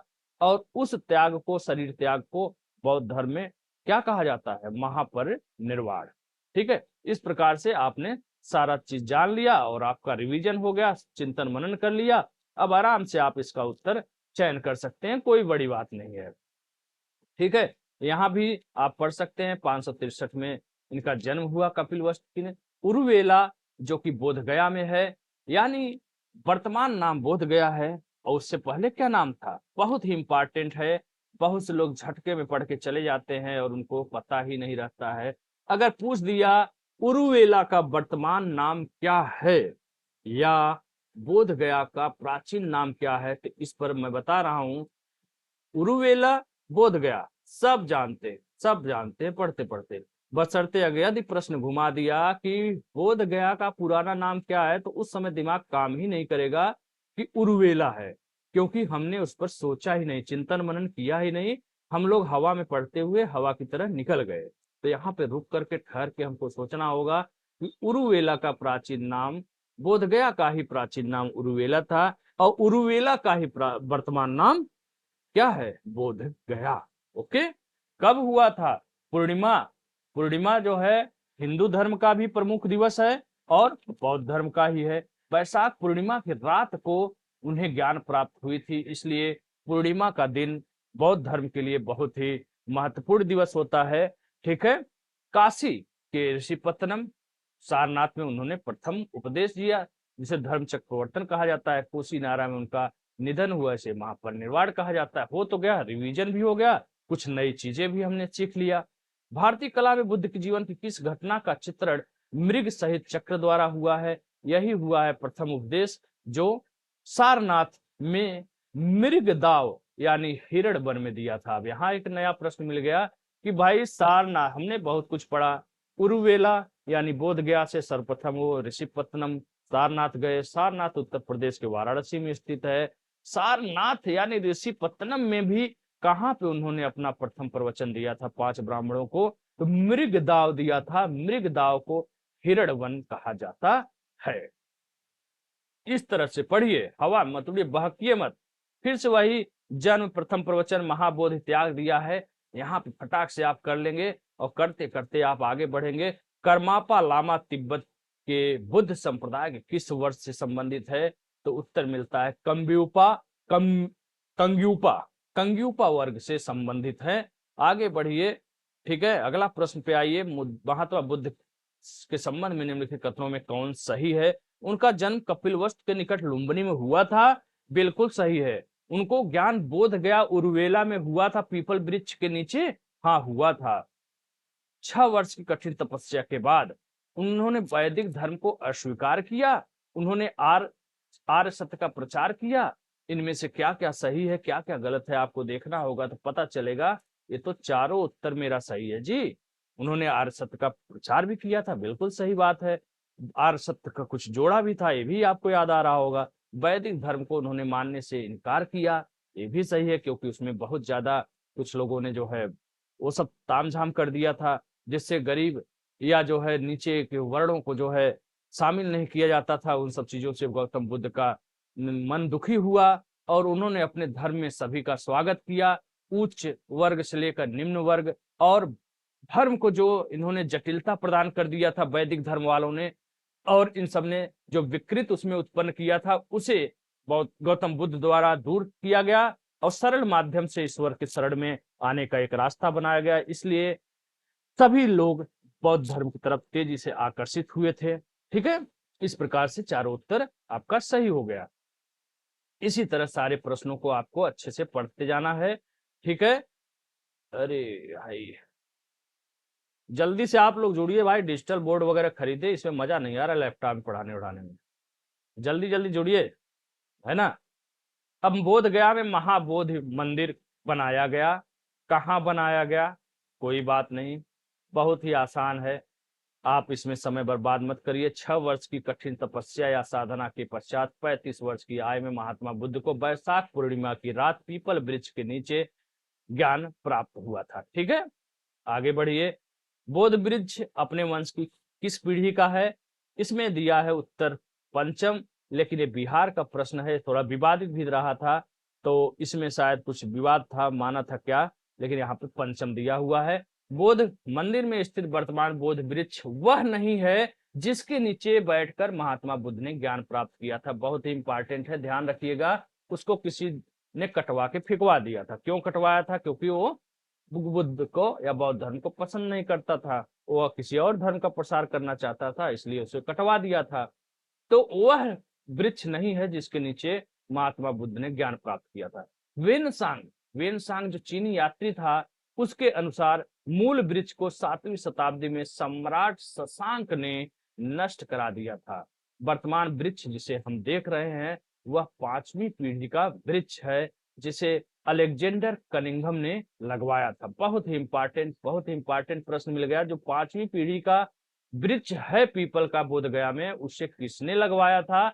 अलेक्जेंडर कनिंघम ने लगवाया था। यह वृक्ष पूरी तरह संरक्षित है और केवल इससे गिरी हुई पत्तियों को ही छूने व उठाने का अधिकार है। आप उस पेड़ के साथ छेड़छाड़ नहीं कर सकते, न पेड़ पे चढ़ सकते हैं, न उसे कोई हानि पहुंचा सकते हैं। उसे संरक्षित किया गया है।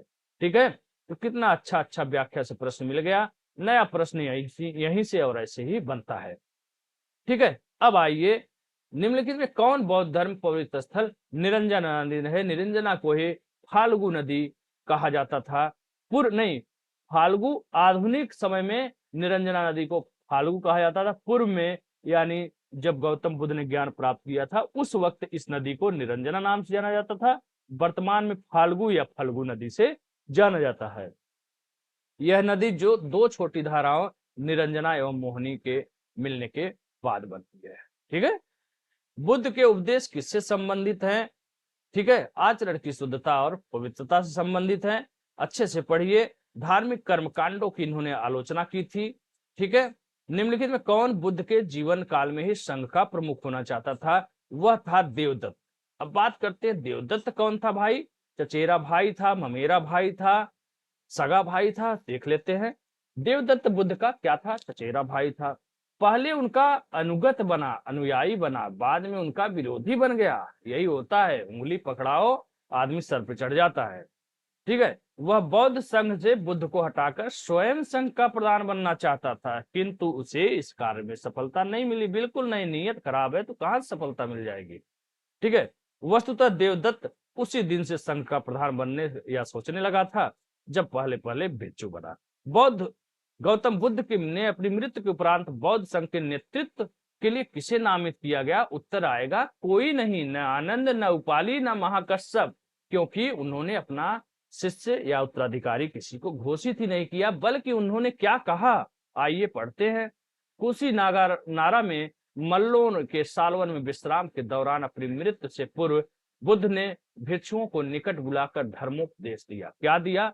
आनंद, शायद तुम ऐसा सोचो कि हमारे शास्त्रा चले गए हैं, अब हमारे शास्त्रा नहीं है। आनंद, ऐसा मत समझना।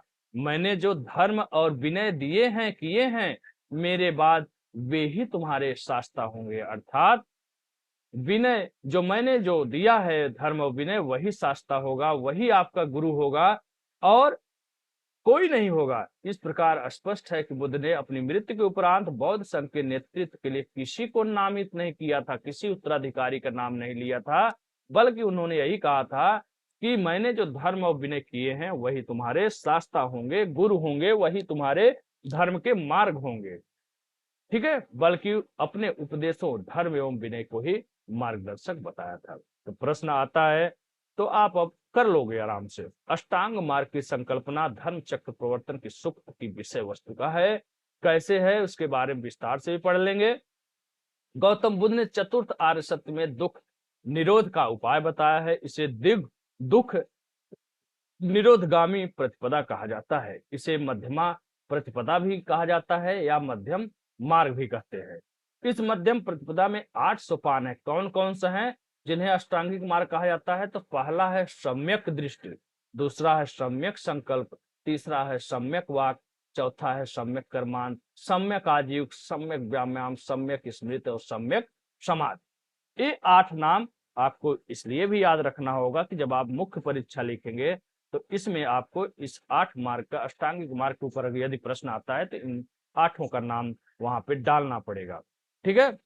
और यह विषय जो अष्टांगिक मार्ग का उल्लेख है वह है धर्म चक्र प्रवर्तन सूक्त की विषय वस्तु का। ठीक है, ध्यान रखिएगा। अब आता है कि गौतम बुद्ध के बारे में निम्नलिखित क्या सत्य है। वे कर्म में विश्वास करते थे या नहीं, आत्मा का शरीर में परिवर्तन मानते थे कि नहीं, निर्वाण प्राप्त में विश्वास करते थे या नहीं, ईश्वर की सत्ता में विश्वास करते थे या नहीं। उत्तर चुनने पे पता चलता है कि इसमें स्टार लगा है। क्यों स्टार लगा है देखते हैं। महात्मा बुद्ध कर्म सिद्धांत में विश्वास करते थे। आपका पहला उत्तर हो गया करेक्ट। ठीक है, कर्म में वे विश्वास करते थे। अगला है आपका प्रश्न, विकल्प है आत्मा का शरीर में परिवर्तन मानते थे। तो ये कह रहे हैं कि आत्मा में विश्वास न करते हुए भी पुनर्जन्म में विश्वास करते थे। बुद्ध के अनुसार चेतना यानी कर्म फल का पुनर्जन्म होता है। वे निर्वाण प्राप्त में भी विश्वास करते थे, तभी तो निर्वाण प्राप्त की भाई।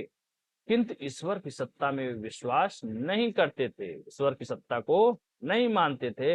इस प्रकार कथन 1 और 3 सही है, जो किसी विकल्प में नहीं है।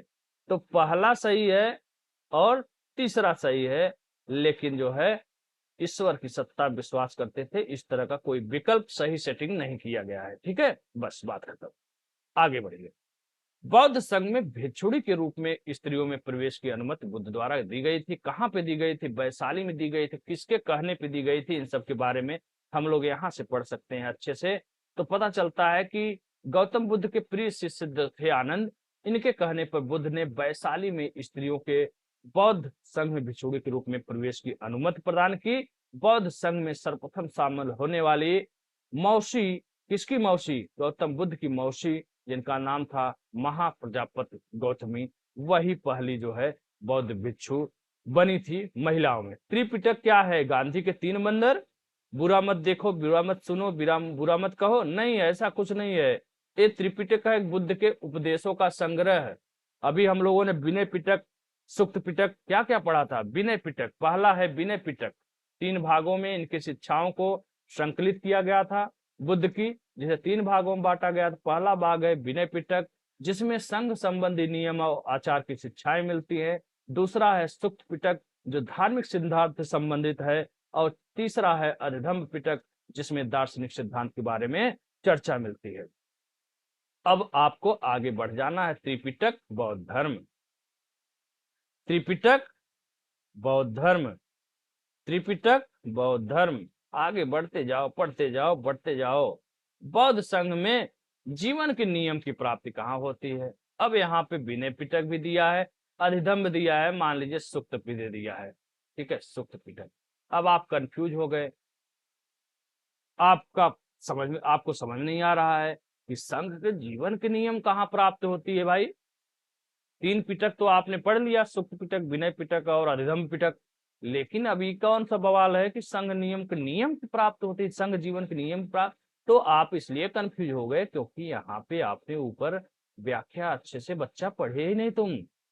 ठीक है, जब व्याख्या अच्छे से पढ़ लिए होते तो कभी गलत नहीं हुआ होता। देखो यहाँ विनय पिटक में संघ संबंधी नियम और आचार की शिक्षाएं दिया हुआ है।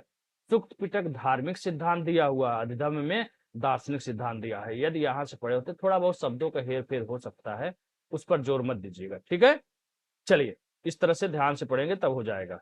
इस तरह से आप आगे बढ़ते रहिए, जहां भी व्याख्या मिले वहां रुक जाइए। यमक बुद्ध पिटक से संबंधित है, यानी इनका कहने का तात्पर्य है यमक किस बौद्ध धर्म के पिटक से संबंधित है? सुक्त से है, अधिधम्म से है या विनय से है? तो उत्तर मिल गया अधिधम्म से। पढ़ लेते हैं। अधिधम्म पिटक में दार्शनिक सिद्धांतों का संग्रह मिलता है। यह प्रश्नोत्तर के रूप में है। अधिधम्म पिटक के अंतर्गत 7 ग्रंथ शामिल है। 7 तो ये सब पूछता नहीं है, पढ़ने की बहुत जरूरत ज्यादा नहीं है। ठीक है, तो इस प्रकार से आपको पढ़ते चला जाना है। मैं पढ़ने का तरीका बता दिया हूं। ठीक है, और इस तरह से आप देखते चले जाओ, प्रश्न को अच्छे से पढ़ते चले जाओ। त्रिरत्न वगैरह क्या है, सब कुछ देखिए इसी से घुमा फिरा करके पूछा जाता है। अब हम लोग पढ़ने का तरीका सीख लिए हैं कैसे पढ़ना है, अब आते हैं हम लोग जैन धर्म। ठीक है, नहीं तो बहुत लंबा वीडियो बन जाएगा। और आजकल लोग शॉर्ट वीडियो देखना बहुत पसंद करते हैं, चाहे अच्छी चीज हो चाहे खराब हो, शॉर्ट चाहिए। अब शॉर्ट में नहीं बना पाता हूँ तो ऐसे भगा भगा के बना देता हूँ। ठीक है, और बहुत ही अच्छे से मैंने बता दिया है। ठीक है, जैसे एक प्रश्न देखिए यहाँ पे है, एशिया का ज्योतिपुंज पुंज किसे कहा जाता है?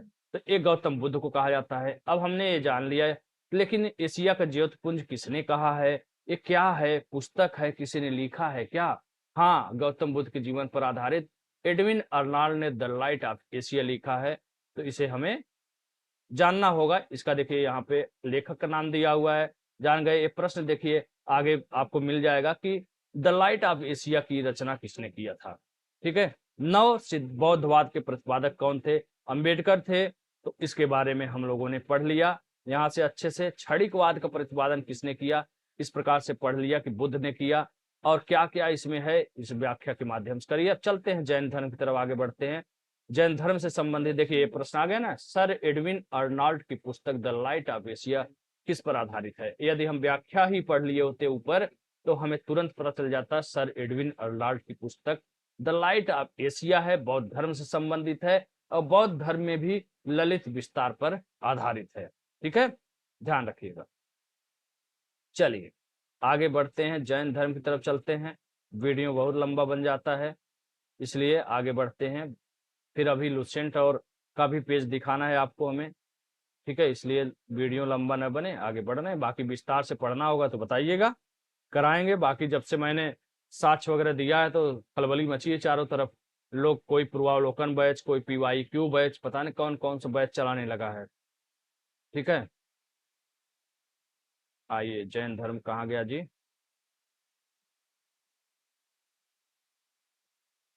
कैसे पढ़ना है, फोकस मेरा ये था, क्योंकि बहुत से लोगों का पूछना था कि कैसे पढ़ा जाता है, कैसे याद रखे, लंबा रिवीजन कैसे किया जाता है। तो आदि सवालों को मैंने जवाब दे दिया है, पढ़ने का तरीका बता दिया है। बौद्ध धर्म के सारे प्रश्नों को आप खत्म करिए, उसके बाद आइए जैन धर्म, और उसके बाद लुसेंट कैसे पढ़ना है मैं उसको फोकस करने वाला हूँ। ठीक है, ये सारे प्रश्न आपके बौद्ध धर्म से संबंधित हैं। ठीक है, सब कुछ विस्तार से और अच्छे से पढ़िए, घुमा फिरा के यहीं से आता है प्रश्न। ठीक है, बाकी भटकना है जिसको तो भटके भाई, नहीं समझ में आ रहा है तो भटके, अब मैं क्या कर सकता हूँ उसके लिए। मेरा जो काम था सही मार्गदर्शन करना, सही चीजों को बताना, ताकि आप जल्दी से जल्दी सफलता प्राप्त कर सकें। ठीक है, मेरा ये अनुभव है, मैंने अनुभव किया है, इसलिए चीजों को बता दे रहा हूँ। क्योंकि बहुत से लोगों द्वारा मैं देख रहा हूँ कि लगातार बच्चों को मिसगाइड किया जाता है, स्टूडेंट को। हैं, कोई एक बोरी किताब खरीदवा दे रहा है, कोई अपना नोट्स भरे पड़ा है। ये कोई छोटे मोटे कोचिंग की बात नहीं कर रहा हूँ, चाहे बड़ा कोचिंग हो चाहे छोटा कोचिंग, सभी लोग लूटने में लगे हुए हैं। शिक्षा एक व्यवसाय हो चुका है। ठीक है, और व्यवसाय तो चलो ठीक है, वो भी ठीक है, आप अपना काम करो। नहीं, मिसगाइड बहुत लोग करते हैं। ऐसा लगता है कि उनके नोट्स के बिना जीवन में सफलता मिल ही नहीं सकती है, जबकि ऐसा कुछ भी नहीं होता है कि यदि आप कोचिंग नहीं किए हैं तो आप सफल नहीं हो सकते। सबसे बड़ी कोचिंग कभी सिलेक्शन नहीं दिलाती है, इस बात को जितना जल्दी समझ जाएंगे उतना ही अच्छा होगा। सिलेक्शन आपके मेहनत और कर्म और किस्मत पे आधारित है। मैंने पहले ही बताया है, मेहनत का कोई तोड़ नहीं है, मेहनत करते रहिए, सफलता अवश्य मिलेगी। ठीक है, और नहीं भी मिली तो उसके बाद क्या करना है मैंने चर्चा किया है बहुत कुछ। तो आ गए हम लोग जैन धर्म का। जैन धर्म भी इसी तरह पढ़ना है।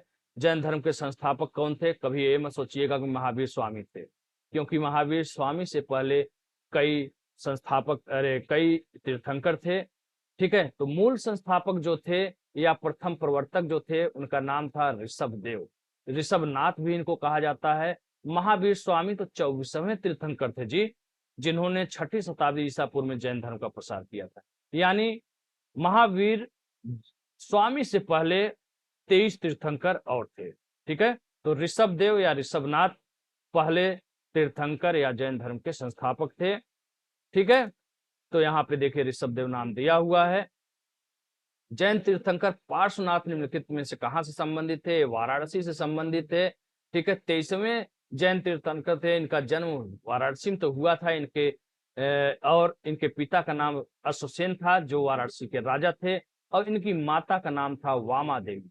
यहीं पे तुलना कर दीजिए। अच्छा, महावीर स्वामी की माता का नाम था वामा देवी, तो वामा से ही मिलता जुलता है माया देवी, कोली राजवंश की थी, गौतम बुद्ध की माता का नाम। ठीक है। पार्श्वनाथ का जो प्रतीक चिन्ह है वो है सर्प। अब आइए यहाँ पे देखिए, सूची फर्स्ट सूची संघ, आदिनाथ दे दिया है, मल्लीनाथ दे दिया है, पार्श्वनाथ दे दिया है और संभवनाथ। इनका प्रतिमा लक्षण क्या क्या है आपको बताना। अभी हमने ऊपर पढ़ा कि सर्प जो है किसका है, पार्श्वनाथ का है। मल्लीनाथ का क्या है, मल्लीनाथ को महिला भी माना जाता है, इनका जल कलश है। ठीक है। और उसके बाद बचते हैं वृषभ और अश्व। नहीं पता है, कोई बात नहीं, दो पता है, इसको देख लो, इसके आधार पे कोशिश करो मिलाने का उत्तर क्या हम पहुंच पा रहे हैं। जैसे पार्श्वनाथ सी का तीसरा दो विकल्प दिया है, इसलिए आपका क्लियर नहीं हो पा रहा। अब एक और उत्तर मान लो चारों उत्तर आपको नहीं पता है, एक आपको तो पता होना चाहिए, एक दो तो पता होना चाहिए। पार्श्वनाथ का सर्प हो गया, मल्लीनाथ का जल कलश हो गया, तो एक और उत्तर मिलाओ कि भाई मल्लीनाथ बी में है, तो बी का 4 है। ये देखो 4, यहाँ भी 4 है। अब लो भैया, ये हो गया कठिन, कठिन प्रश्न हो गया। ठीक है, ए हो गया कठिन, क्योंकि 4 यहाँ भी है, सी में भी है, बी में भी है, ए में भी है और सी में भी है, तो कंफ्यूजन हो गया। अब हमें ढूंढना पड़ेगा, एक और उत्तर की जानकारी करना होगा। तो यहाँ पे प्रश्न थोड़ा सा स्टैंडर्ड हो गया, नहीं तो बहुत से में क्या होता है, एक दो मिल जाता है तो काम चल जाता है। तो अब हम लोगों को इसको सीखना पड़ेगा, पढ़ना पड़ेगा, और यहाँ से हम लोग व्याख्या से भी पढ़ सकते हैं और विस्तार से जहाँ पे दिया है लूसेंट वगैरह पे, वहां से पढ़ सकते हैं। तो आदिनाथ का क्या है, वृषभ है। ठीक है, तो आदिनाथ का वृषभ हो गया। अब मिला लीजिए कि भाई देखिए ए में 1 है, यही उत्तर हो गया, आगे बढ़ेंगे। ठीक है, इस तरह से यहाँ पे तो इतने लोगों का दिया हुआ है, यहाँ से आप पढ़िए। आदिनाथ का दिमाग बैठा लीजिए, वृषभ बैल है, मल्लीनाथ जल कलश, पार्श्वनाथ अश्व, संभवनाथ पार्श्वनाथ सर्प, संभवनाथ अश्व है। ठीक है, इसी तरह से यहाँ पे जब प्रश्न आएगा, देखिए ये प्रश्न रिपीट हो गया ना, ये कहाँ पूछा था, एक मिनट, ये पीसीएस प्री 2017 में पूछा गया है। ठीक है, और ये जो नेक्स्ट प्रश्न आया है, वैसे वैसे थोड़ा सा नाम परिवर्तन है, महावीर का नया नाम दे दिया, शांतिनाथ का दे दिया। बाकी पार्श्वनाथ आपने ऊपर भी पढ़ा, पार्श्वनाथ और आदिनाथ, तो ये है राजस्थान पीसीएस में पूछा है 21 में।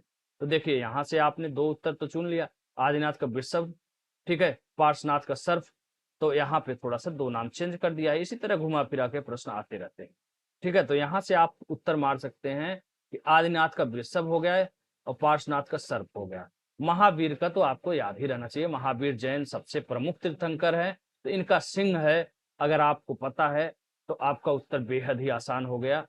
ठीक है, तो इसमें देखिए पार्श्वनाथ ढूंढिए, ए का क्या है, एक है 3, बस बात ही खत्म हो गया पूरी। एक ही विकल्प में 3 लिखा हुआ है। पार्श्वनाथ के यदि सर्प याद है तो मान लीजिए, पार्श्वनाथ आदिनाथ शांतिनाथ नहीं याद है तो महावीर के याद है, तो महावीर का ढूंढिए, सी का दो लीजिए। इसमें दो विकल्प में है सी का 2, इसलिए थोड़ा कंफ्यूजन हो गया, इसलिए कम से कम आपको 2 नाम याद रखना चाहिए। आदिनाथ का देख लेते हैं, आदिनाथ का वृषभ है, यानी बी का 1, बी का 1, बी का 1। हाँ देखिए, यहां से भी अगर एक उत्तर मिलाते तो भी आपको, यानी आप महावीर का जानते तब भी ये प्रश्न कर सकते थे, क्योंकि ए में 3 दिया है केवल पहले में ही, और डी में ही केवल ए का 3 दिया है, बाकी में देखिए इसमें 2 दिया है, इसमें 4 दिया है, इसमें 1 दिया है। या फिर आप आदिनाथ के जानते होते वृषभ, तब भी देखिए यहाँ पे 3 दिया है, 2 दिया है, अरे 3 दिया है, 3 दिया है, 2 दिया है, लेकिन यहाँ पे 1 दिया है, तो उत्तर आप मिला सकते थे। चलिए, इस तरह से आपको प्रश्न पढ़ना है अच्छे से। ठीक है, और पढ़ते पढ़ते चले जाना है, कुछ भी छोड़ना नहीं है। ठीक है, इस तरह से देखिए लगातार आया हुआ है। अब स्थल दे दिया है, संबंधित तीर्थंकर स्थल, अयोध्या से कौन था, काकंदी से कौन था, श्रावस्ती से कौन था, ये सब चीजें है। ठीक है, इसके बारे में आप यहाँ से बढ़िया से, प्रश्न कठिन है, अच्छा है तो कोई बात नहीं, अगली बार के लिए आप तैयार करिए कि श्रावस्ती से संभवनाथ थे, कांकली से सुविनाथ थे, अयोध्या से ऋषभनाथ को एकदम दिमाग बैठा लीजिए, पहले तीर्थंकर हैं, संस्थापक जैन धर्म कहाँ से हैं, अयोध्या से हैं। ठीक है, इस तरह से। अब आइए हम चलते हैं हम लोग उधर, कैसे कनेक्ट करेंगे लूसेंट से। ठीक है, ये तो प्रश्न प्रश्न है, कैसे पढ़ना है अच्छे से विस्तार पूर्वक तरीका बता दिया है, उसी तरह सब कुछ पढ़ना है आप। एक एक प्रश्न को पढ़ना है, अच्छे ढंग से पढ़ना है, चिंतन मनन करने के साथ साथ पढ़ना। अब आते हैं हम लोग लुसेंट के पेज पे। ठीक है, लुसेंट कैसे लगाएंगे आप इसके साथ, और बाद में क्यों लगाएंगे, इंपॉर्टेंट ये है। ठीक है, बाद में क्यों लगाएंगे, पहले क्यों नहीं पढ़ेंगे, उसके बारे में चर्चा कर लेते हैं। देखो, बौद्ध धर्म, आपने प्रश्नों को पढ़ लिया, बौद्ध धर्म और जैन धर्म दोनों साथ में पढ़ लिया घटना चक्र से। उसके बाद आप आइए लुसेंट में, जो टॉपिक वहां से पढ़िए वो टॉपिक लगे हाथ आप लुसेंट से भी पढ़ लीजिए, तो आसान हो जाएगा। नहीं तो लुसेंट एक ऐसी पुस्तक है जो बहुत बोर करती है पढ़ने में। 3 बार मैं भी नया नया लाया लेकिन कभी कंप्लीट नहीं कर पाया। तो मेरा कहना यही है कि बौद्ध धर्म जैन धर्म का आपने प्रश्न सॉल्व किया घटना चक्र अवलोकन से, उसी टॉपिक को तुरंत उठाइए, 1.5-2 पेज में होता है, पढ़ते चले जाइए, इससे आपका आसान हो जाएगा। और दूसरी बात ये हो जाएगी कि जो 70%, 80%, 90% चीजें दोनों एक में है, वो आपको दोबारा पढ़ने से रिवीजन तो होगा ही, साथ ही साथ उसको आप काट छाट भी कर सकते हैं। यानी जो नॉर्मल चीजें हैं घटना चक्र पूर्वावलोकन में भी है और लुसेंट में भी है, उसे आप पढ़ तो जरूर लीजिए, दोबारा रिवीजन होने का लाभ मिल जाएगा, लेकिन फोकस किसे करना है, नए चीज को, जो घटना चक्र पूर्वावलोकन में नहीं है और लुसेंट में कुछ नया मिल रहा है, उसे हमें फोकस कर देना है। जैसे हमने पढ़ा बौद्ध धर्म के संस्थापक गौतम बुद्ध थे, ये वहां भी पढ़ लिया। इन्हें एशिया का ज्योतिर्पुंज कहा जाता है, light of Asia. Edwin Arnold ने एक पुस्तक लिखा है, ललित विस्तार पर आधारित है, ये सब हमने अभी पढ़ा है पीछे। गौतम बुद्ध का जन्म 563 ईसा पूर्व कपिल वस्तु के निकट लुम्बिनी में हुआ, ये सब हम लोगों ने पढ़ लिया। इनके पिता का नाम शुद्धोधन था, साक्यगढ़ के मुखिया थे, माता माया देवी कोली वंश की थी, ये सब हम लोगों ने पढ़ लिया है। नया चीज यहाँ पे देखिए क्या मिल गया, नया चीज मिल गया हमको। देखो यहाँ पे ऐसी चीजों को हाईलाइट कर दिया जाता है। माता माया देवी की मृत्यु जो है गौतम बुद्ध की जन्म के 7वें दिन हो गई। नया प्रश्न मिल गया। इनका लालन पालन सौतेली माँ यानी मौसी माँ प्रजापति गौतमी ने किया था।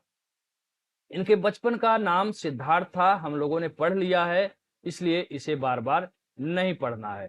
ठीक है, इसे बार बार नहीं पढ़ना है, यहाँ पे फोकस पढ़ना है लेकिन हाईलाइट नहीं करना है। नई चीजों को हाईलाइट करिए या अंडरलाइन करिए या स्टार बनाइए, जो भी बनाइए अपने समझने के लिए। इनका विवाह 16 वर्ष की अवस्था में किससे हुआ था, यशोधरा से हुआ था, ये सब प्रश्न आया हुआ है, हम लोगों ने ऊपर पढ़ा। इनके पुत्र का नाम था राहुल, ये सब चीजें है। कपिल वस्तु के निकट जब ये सैर पर निकले तो इन्होंने कौन कौन से व्यक्ति को देखा, एक बूढ़ा व्यक्ति देखा, एक बीमार व्यक्ति देखा, एक शव देखा और एक सन्यासी को देखा।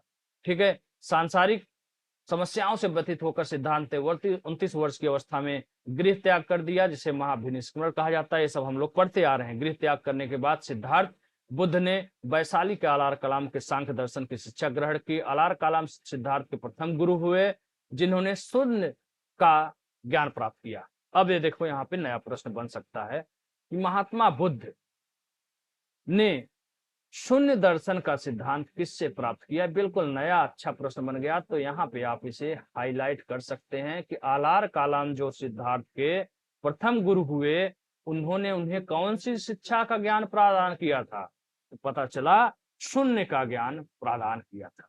तो एक महत्वपूर्ण प्रश्न हो गया, इसको हाईलाइट कर देते। उसके बाद अगले लाइन में आइए तो पढ़ेंगे आप कि भैया आलार कालाम के बाद सिद्धार्थ राजगीर के रुद्रक रामपुत्र से शिक्षा लिया है, जिन्होंने उनसे कौन सा ज्ञान प्राप्त किया, योग का। इंपॉर्टेंट नया चीज हो गया। शून्य का सिद्धांत आलार कालाम से प्राप्त किया, योग का सिद्धांत रुद्रक रामपुत्र से प्राप्त किया। नई चीज मिल गया, यहाँ पे आप स्टार बना दीजिए, हाईलाइट कर दीजिए। ठीक है, बाकी नॉर्मली पढ़ते चले जाओ। उर्वेला यानी बोध गया में सिद्धार्थ को कौन कौन मिला, नाम ध्यान रख लीजिए। कौंडिल्य, वंपा, भादिया, महानामा एवं अष्टागी नामक 5 साधक, 5 ब्राह्मण मिले। इन्हीं को प्रथम बार जो है सारनाथ ऋषिपत्तनम में प्रथम उपदेश दिया था। हमने अभी घटना चक्रवालोकन में पढ़ा। नाम थोड़ा सा ध्यान रख लीजिए, हो सकता है नाम पूछ दे प्रश्न अच्छा बनाने के चक्कर में, तो इसका ध्यान रखिएगा। बिना अन्न जल ग्रहण किए 6 वर्ष की कठिन तपस्या के बाद 35 वर्ष की अवस्था में गौतम बुद्ध को कहाँ ज्ञान प्राप्त हुआ?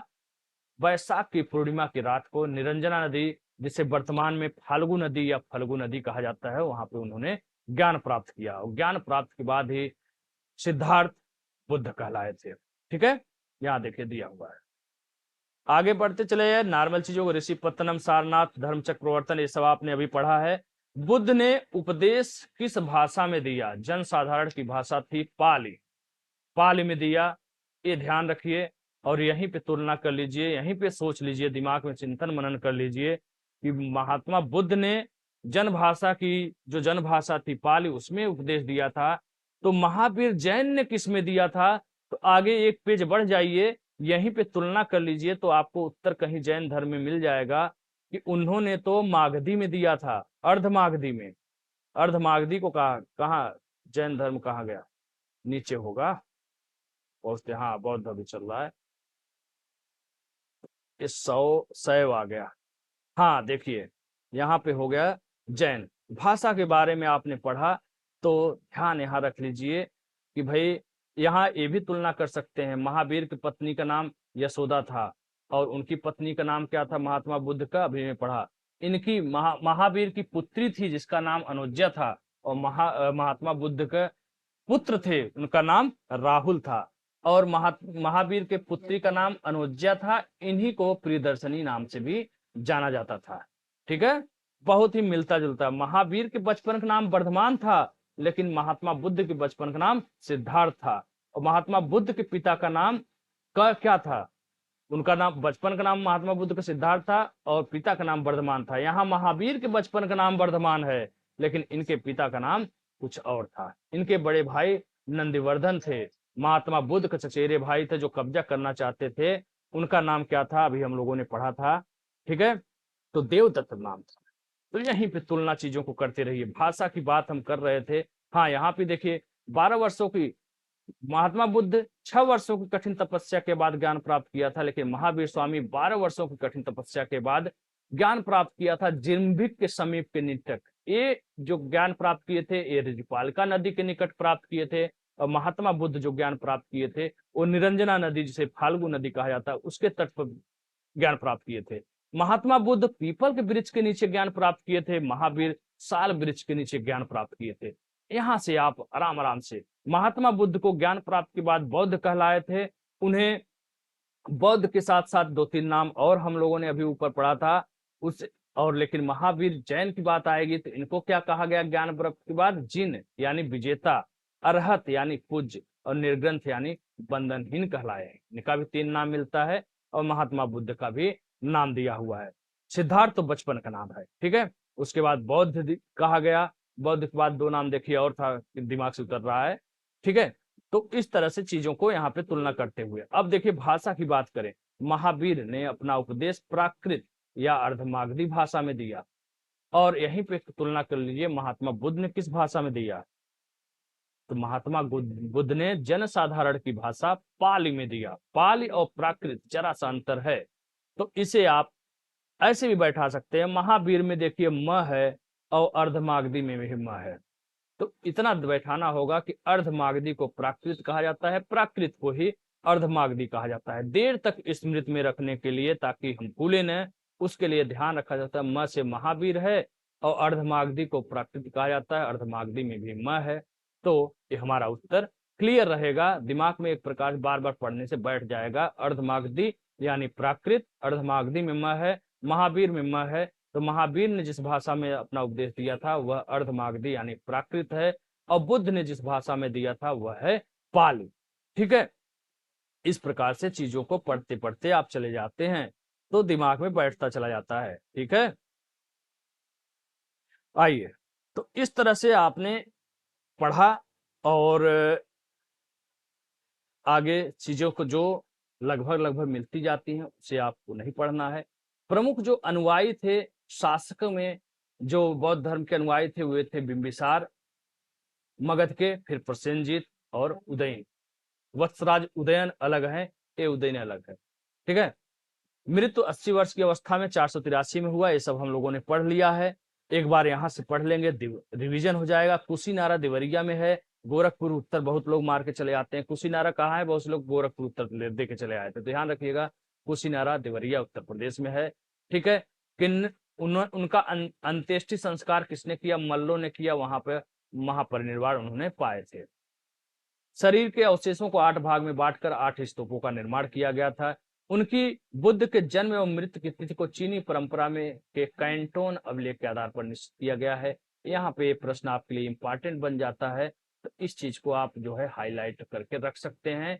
चीनी परंपरा में कैंटोन अभिलेखों के आधार पर निश्चित किया गया है महात्मा बुद्ध के जन्म और मृत्यु को। ठीक है, बात आती है कि बौद्ध धर्म के बारे में विशद ज्ञान त्रिपिटक में मिलता है। तीनों त्रिपिटक का नाम आप जानते हैं। तीनों पिटकों में की भाषा क्या है, पाली है, और इसी पाली भाषा में ही महात्मा बुद्ध ने अपना उपदेश दिया था। थेरवाद मत की पाली त्रिपिटक सबसे पुरानी है। एक नया प्रश्न आपको मिल गया है, हो सकता है अगली बार आपके पेपर में छपा मिले, तो यहाँ भी इसको ऐसी चीजों को हाईलाइट कर लीजिए। बाकी नॉर्मल चीजों को पढ़ते चले जाइए, पढ़ते चले जाइए। देखिए यहाँ पे कुछ नया मिल रहा है, तो यहाँ पे फोकस करना है। पाल त्रिपिटकों को 1वीं शताब्दी ईसा पूर्व में श्रीलंका के शासक वतगामनी के देखरेख में पहली बार लिपिबद्ध किया गया था। सूत्र पिटक के 5 निकाय हैं, इन सब चीजों को पढ़ते चले गए। ठीक है, थेरा गाथा बौद्ध भिक्षुओं का गीत है, वहीं थेरी गाथा, ध्यान रखिएगा बहुत ही अच्छा प्रश्न है कि थेर गाथा में बौद्ध भिक्षुओं का गीत मिलता है, लेकिन यही थेर से थेरी हो गया। थेरी में जो है बौद्ध भिक्षुड़ियों का गीत है। ठीक है, थेर गाथा बौद्ध भिक्षु यानी पुरुषों का गीत है, और थेरी गाथा में बौद्ध भिक्षुड़ियों यानी महिलाओं का गीत है। एक नया चीज मिल गया है, यहाँ से भी प्रश्न भविष्य में आ सकता है, तो ऐसी चीजों को आप यहाँ पे हाईलाइट करके रख सकते हैं फोकस में। बाकी नॉर्मल चीजों को आप पढ़ते चले जाइए, उसको हाईलाइट मत करिए, ताकि दोबारा रिवीजन करना हो तो आप उन्हीं बिंदु को पढ़िए, उन्हीं हाईलाइट किए हुए चीजों को, अंडरलाइन किए हुए चीजों को पढ़िए। बाकी नॉर्मल चीज जो वहां पढ़ते आ रहे हैं उसको छोड़ते चले जाइए, तो आप कम समय में रिवीजन आराम से कर सकते हैं। ठीक है, चलिए आगे बढ़ते हैं। बौद्ध धर्म में पुनर्जन्म की मान्यता है, खुद बुद्ध ने माना है, पता ही है। तृष्णा के छिड़ हो जाने के बाद की अवस्था को ही बुद्ध ने निर्वाण कहा है। विश्व दुखों से भरा है का सिद्धांत कहाँ से लिया गया है, उपनिषद से लिया गया है। बहुत ही अच्छा पॉइंट है, नया पॉइंट है, इसे भी आप हाईलाइट कर सकते हैं। विश्व दुखों का से भरा हुआ है, ये सिद्धांत बुद्ध ने कहां से लिया है, तो उत्तर मिलता है उपनिषद से लिया है। ठीक है, चलिए आगे बढ़ते हैं। इस प्रकार से पढ़ते पढ़ते आप चले जाइए, जहां पर नया चीज मिले वहां पे रुक जाइए और अच्छे से पढ़िए। बौद्ध धर्म में वरिष्ठ साध्वी यानी सीनियर साध्वी को थेरी के रूप में जाना जाता था। अच्छा है, अच्छा प्रश्न है, बन सकता है नया। बाकी तो सब जो है जानते ही हैं। एक बहुत ही इंपॉर्टेंट प्रश्न आपको दिखा रहा हूं मैं, ये प्रश्न कभी भी मिल सकता है, आ सकता है कि बौद्ध संघ में सम्मिलित होने के लिए न्यूनतम आयु सीमा 15 वर्ष थी। एक घटना चक्र पूर्वावलोकन में नहीं है, और ऊपर वाला प्रश्न भी घटना चक्र पूर्वावलोकन में नहीं था।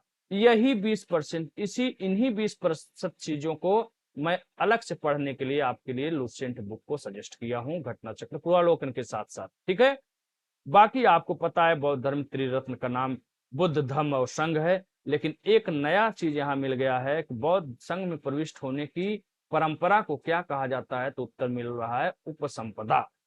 ये प्रश्न भी बन सकता है, अच्छा प्रश्न है। किस प्रकार नए प्रश्न को आपको अलग करना है। बौद्ध सभाओं का पूरा अच्छे से क्रम दे दिया है, यहाँ पे बॉक्स बना करके दे दिया है, हाईलाइट कर दिया है, पढ़ लीजिए, साथ में मिल जाएगा। प्रथम बौद्ध संघ 1483 में हुआ। स्थान क्या था, राजगृह या राजगीर कहाँ पड़ता है, बिहार में पड़ता है। अध्यक्ष कौन थे, महाकश्यप थे। उस समय राजा कौन था, महाराज अजातशत्रु थे। दूसरा हो गया 383 ईसा पूर्व हुआ, कहाँ, वैशाली में। अध्यक्ष साबाकामी, शासक कालाशोक। तीसरा बौद्ध संघ 250 ईसा पूर्व, कहाँ, पाटलिपुत्र। किसकी अध्यक्षता में, मोगलीपुत्र। कौन वहां का शासक था, सम्राट अशोक। चतुर्थ कब हुआ, 98 ईस्वी, कहाँ, कुंडलवन कश्मीर। इसके अध्यक्ष कौन थे, वसुमित्र थे। उपाध्यक्ष अश्वघोष थे, और शासक कौन था, कश्मीर, कनिष्क शासक, अरे कुषाण शासक कनिष्क था। इस प्रकार से चतुर्थ बौद्ध संगत में बौद्ध धर्म 2 भागों में बट गया। ये तो हम लोगों ने ऊपर भी अभी पढ़ा है, ठीक है, तो उसका टेंशन नहीं लेना है। आइए आगे बढ़ते हैं। तो ये सब चीजें आप पढ़ते चले जाइए, पढ़ते चले जाइए, जहां भी नई चीज मिले आप उसे हाईलाइट करते चले जाओ, ठीक है। 70% 80% चीजें आपको दोनों किताबों में मिल जाएंगी, लेकिन 20% या 25% कह लो, 20% जो अलग चीज है, मैं 2 किताब क्यों बताता हूँ। बहुत से लोग कमेंट में पूछते हैं, सर क्या पूर्वावलोकन पढ़ने से काम चल जाएगा केवल, लुसेंट यदि न पढ़े तो? अरे भाई, पढ़िए या न पढ़िए ये आपकी अपनी मर्जी है। मैं तो बता सकता हूँ, जबरदस्ती पढ़ा नहीं सकता हूँ, कोई नहीं पढ़ा सकता है किसी को जबरदस्ती। तो आप समझ गए होंगे बार बार कहने के बाद कि मैं लुसेंट को भी क्यों कहता हूँ। क्योंकि 20-25% ऐसे आपको प्रश्न मिल जाएंगे जो आपको घटना चक्र में नहीं मिलेगा, वो आपका लुसेंट से कवर हो जाएगा। और आज के कंपटीशन में एक एक प्रश्नों का मार है, पॉइंट से लोग प्री रुक जाता है, फाइनल सिलेक्शन रुक जाता है, ठीक है। तो ज्यादा से ज्यादा बढ़िया से बढ़िया स्कोर करने के लिए आप लुसेंट लगा लेंगे तो बहुत बेहतर होगा। या फिर केवल प्रारंभिक परीक्षा पास करने का टारगेट है, केवल लगता है नहीं घटना से पूर्वावलोकन ही पढ़ना चाहिए, हमें इसमें नहीं पढ़ पाते हैं, बोर हो जाते हैं, तो आप पढ़िए, लेकिन उसके साथ मेरी गारंटी कोई नहीं है। और दूसरी बात जो है, यदि आप बहुत ही बढ़िया से पढ़े हैं, पिछले 5 साल से पढ़ते आ रहे हैं, 5-10 बार पढ़ चुके हैं, तो वहां से भी आप कर सकते हैं। ऐसा नहीं है कि वहां से रुक जाएगा, ठीक है, वहां से भी आपका सिलेक्शन हो सकता है, बशर्ते पीना होगा, घोल करके पी जाना होगा, इस तरह से मेहनत करना पड़ेगा, ठीक है। धार्मिक जुलूस का प्रारंभ सबसे पहले किसने किया? बहुत ही अच्छा प्रश्न है, नया प्रश्न मिल जाएगा। जैसे एक प्रश्न राजस्थान पीसीएस मैं देने एक बार गया था, तो उसमें आया था कि मूर्ति पूजा का प्रारंभ, मानव को मूर्ति के रूप में पूजने का प्रारंभ कब से और किसने शुरू किया है? तो वहां पे उत्तर था गौतम बुद्ध, यानी बौद्ध धर्म में प्रथम बार मानव प्रतिमा को पूजने का कार्य प्रारंभ हुआ, वह था बौद्ध धर्म, ठीक है। यहाँ पे प्रश्न आ गया, इसी तरह का नया प्रश्न बन सकता है कि धार्मिक जुलूस का प्रारंभ सर्वप्रथम किस धर्म में किया गया? तो आपको पता रहना चाहिए कि वह धर्म है बौद्ध धर्म। बौद्ध धर्म में सबसे पहले धार्मिक जुलूस का प्रारंभ किया गया था। बहुत ही इंपॉर्टेंट बेहतरीन प्रश्न है, आप इसे बहुत ही अच्छे तरीके से हाईलाइट कर दीजिए। हाईलाइटर 2 रखिए, एक पीले रंग का रखिए और एक रखिए नीले रंग का, जो भी आपको पसंद हो, तो उसको जो है चीजों को जो बहुत इंपॉर्टेंट हो इस प्रकार से हाईलाइट कर दिया करिए, ठीक है, ताकि आपकी नजर फटाक से वहां पे पड़ जाए, ठीक है। बौद्ध धर्म में जो सबसे पवित्र त्योहार माना जाता है वह है बैसाख पूर्णिमा, क्योंकि बैसाख पूर्णिमा की रात्रि को ही बोध गया में पीपल वृक्ष के नीचे निरंजना नदी के तट पर, जिसका आधुनिक नाम फाल्गु या फल्गु नदी है, पर ज्ञान प्राप्त हुआ। देखिए, मैंने एक शब्द के पीछे अनेक लाइन को बोल दिया। इससे फायदा ये होता है कि बार बार मेरे दिमाग में चीजें बैठती चली जाती हैं और याद होता जाता है, ठीक है। ऐसा नहीं, मैं पागल नहीं हूं बार बार बोल रहा हूं, मैं इसलिए बोलता हूं कि इस स्ट्रेटजी से आप जब पढ़ते हो तो चीजें आपके दिमाग में बैठती चली जाती है, ठीक है। चलिए आगे पढ़िए। और बुद्ध पूर्णिमा ऐसा महत्वपूर्ण दिवस है, देखिए संयोग की बात है, उसी दिन बुद्ध का जन्म भी हुआ, उसी दिन जो है ज्ञान की प्राप्त हुई और उसी दिन महानिर्वाण की भी प्राप्त हुई। ओके, तो इस प्रकार से देखिए बुद्ध पूर्णिमा का महत्व किसके किसके लिए है, यहाँ पे इंपॉर्टेंट है, जन्म के लिए भी है, और उसी दिन बुद्ध पूर्णिमा के दिन ही बुद्ध का जन्म हुआ था, उसी दिन उनको ज्ञान की प्राप्त हुई है और उसी दिन महानिर्वाण की प्राप्त हुई है। सबको नहीं होती है, इसी से आप अंदाजा लगा दीजिए कि कैसा संयोग का दिन है, ठीक है। बुद्ध ने सांसारिक दुखों के संबंध में 4 आर्य सत्यों का उपदेश दिया। कौन कौन सा? दुख, दुख समुदाय, दुख निरोध, दुख निरोधगामी प्रतिगमा। इसका सीरियल भी पूछ देता है कि आप क्रम वाइज बताइए, 1 2 3 4 को लगा के बताइए। तो यहाँ पे दुख सबसे छोटा, दुख समुदाय, दुख निरोध, दुख निरोधगामी प्रतिपदा है, ठीक है। बाकी इस तरह से चीजें पढ़ते जाइए। मेरा कहने का तात्पर्य आपको समझ में आ रहा है कि नहीं आ रहा है? मुझे लगता है कि इससे आसान भाषा में तो कोई समझा ही नहीं सकता है, ठीक है। इस प्रकार से चीजों को पढ़ते चले जाओ, पढ़ते चले जाओ, और जहां पे नई चीज अच्छी चीज देखे वहां पे रुक जाइए। और यहां देख लीजिए कि भाई निर्वाण बौद्ध धर्म का परम लक्ष्य है, जिसका अर्थ है दीपक का बुझ जाना, अर्थात जीवन मरण चक्र से मुक्त हो जाना। तो ये भी इंपॉर्टेंट चीजें हैं, ध्यान रखिएगा। बुद्ध ने निर्वाण प्राप्त के लिए 10 शीलों पर बल दिया था। वह बल कौन कौन सा है? अहिंसा, सत्य, अस्तेय यानी चोरी न करना, अपरिग्रह किसी प्रकार की संपत्ति न रखना, मद्य सेवन न करना, असमय भोजन न करना, सुखप्रद बिस्तर पर नहीं सोना, धन संचय न करना, स्त्रियों से दूर रहना और नृत्य गान आदि से दूर रहना। गृहस्थों के लिए केवल प्रथम 5 शील तथा भिक्षुओं के लिए 10 शील जो मुश्किल वाला बता रहे हैं, जैसे स्त्रियों से दूर रहने की बात है तो कोई नहीं रह सकता, न स्त्रियां पुरुषों से दूर रहती हैं न पुरुष स्त्रियों से, फिर सृष्टि ही रुक जाएगा। ठीक है, लेकिन महात्मा बुद्ध ने ये जो 10 शील बताया है सबके लिए नहीं है, ये भिक्षुओं के लिए है।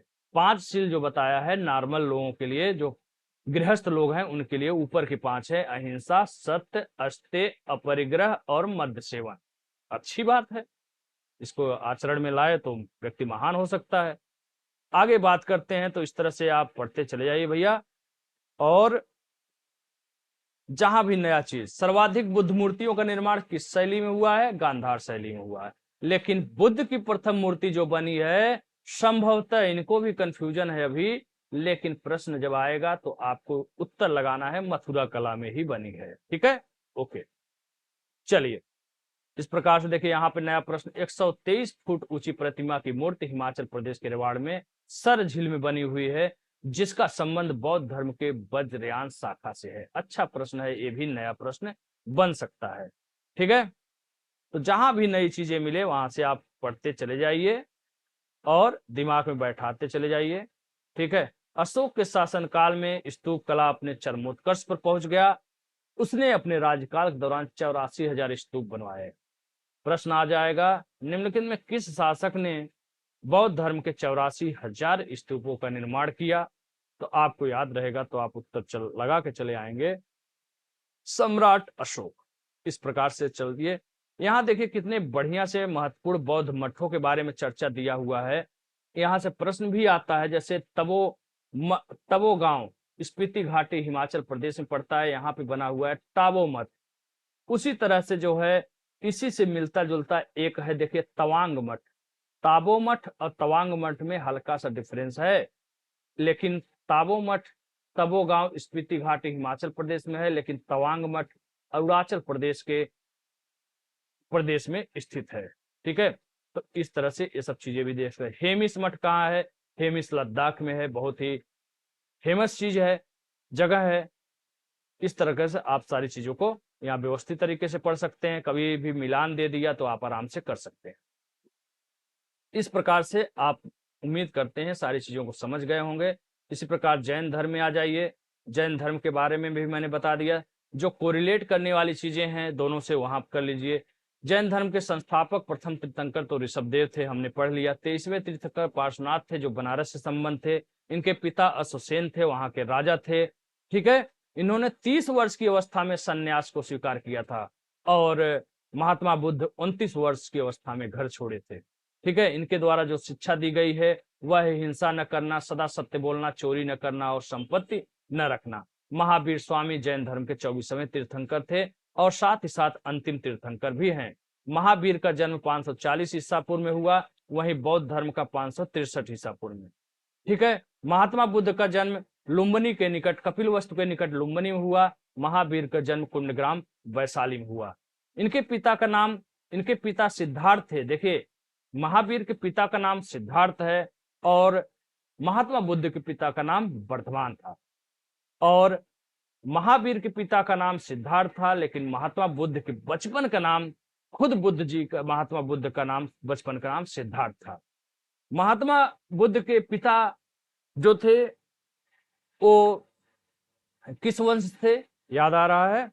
महात्मा बुद्ध के पिता, देखिए हम भी भूल रहे हैं, यही है, अभी याद आ जाएगी। इसको बार बार पढ़ते रहोगे तो याद आ जाएगा। अभी मैं याद करके बताता हूं आपको। इससे पहले आप जान लीजिए कि महावीर के पिता जो थे सिद्धार्थ, एक ज्ञात्रिक कुल के सरदार थे। ठीक है, और माता, किसकी माता? महावीर की माता त्रिशला, जिनका नाम त्रिशला था, लिच्छवी के राजा चेटक, चेटक की बहन थी।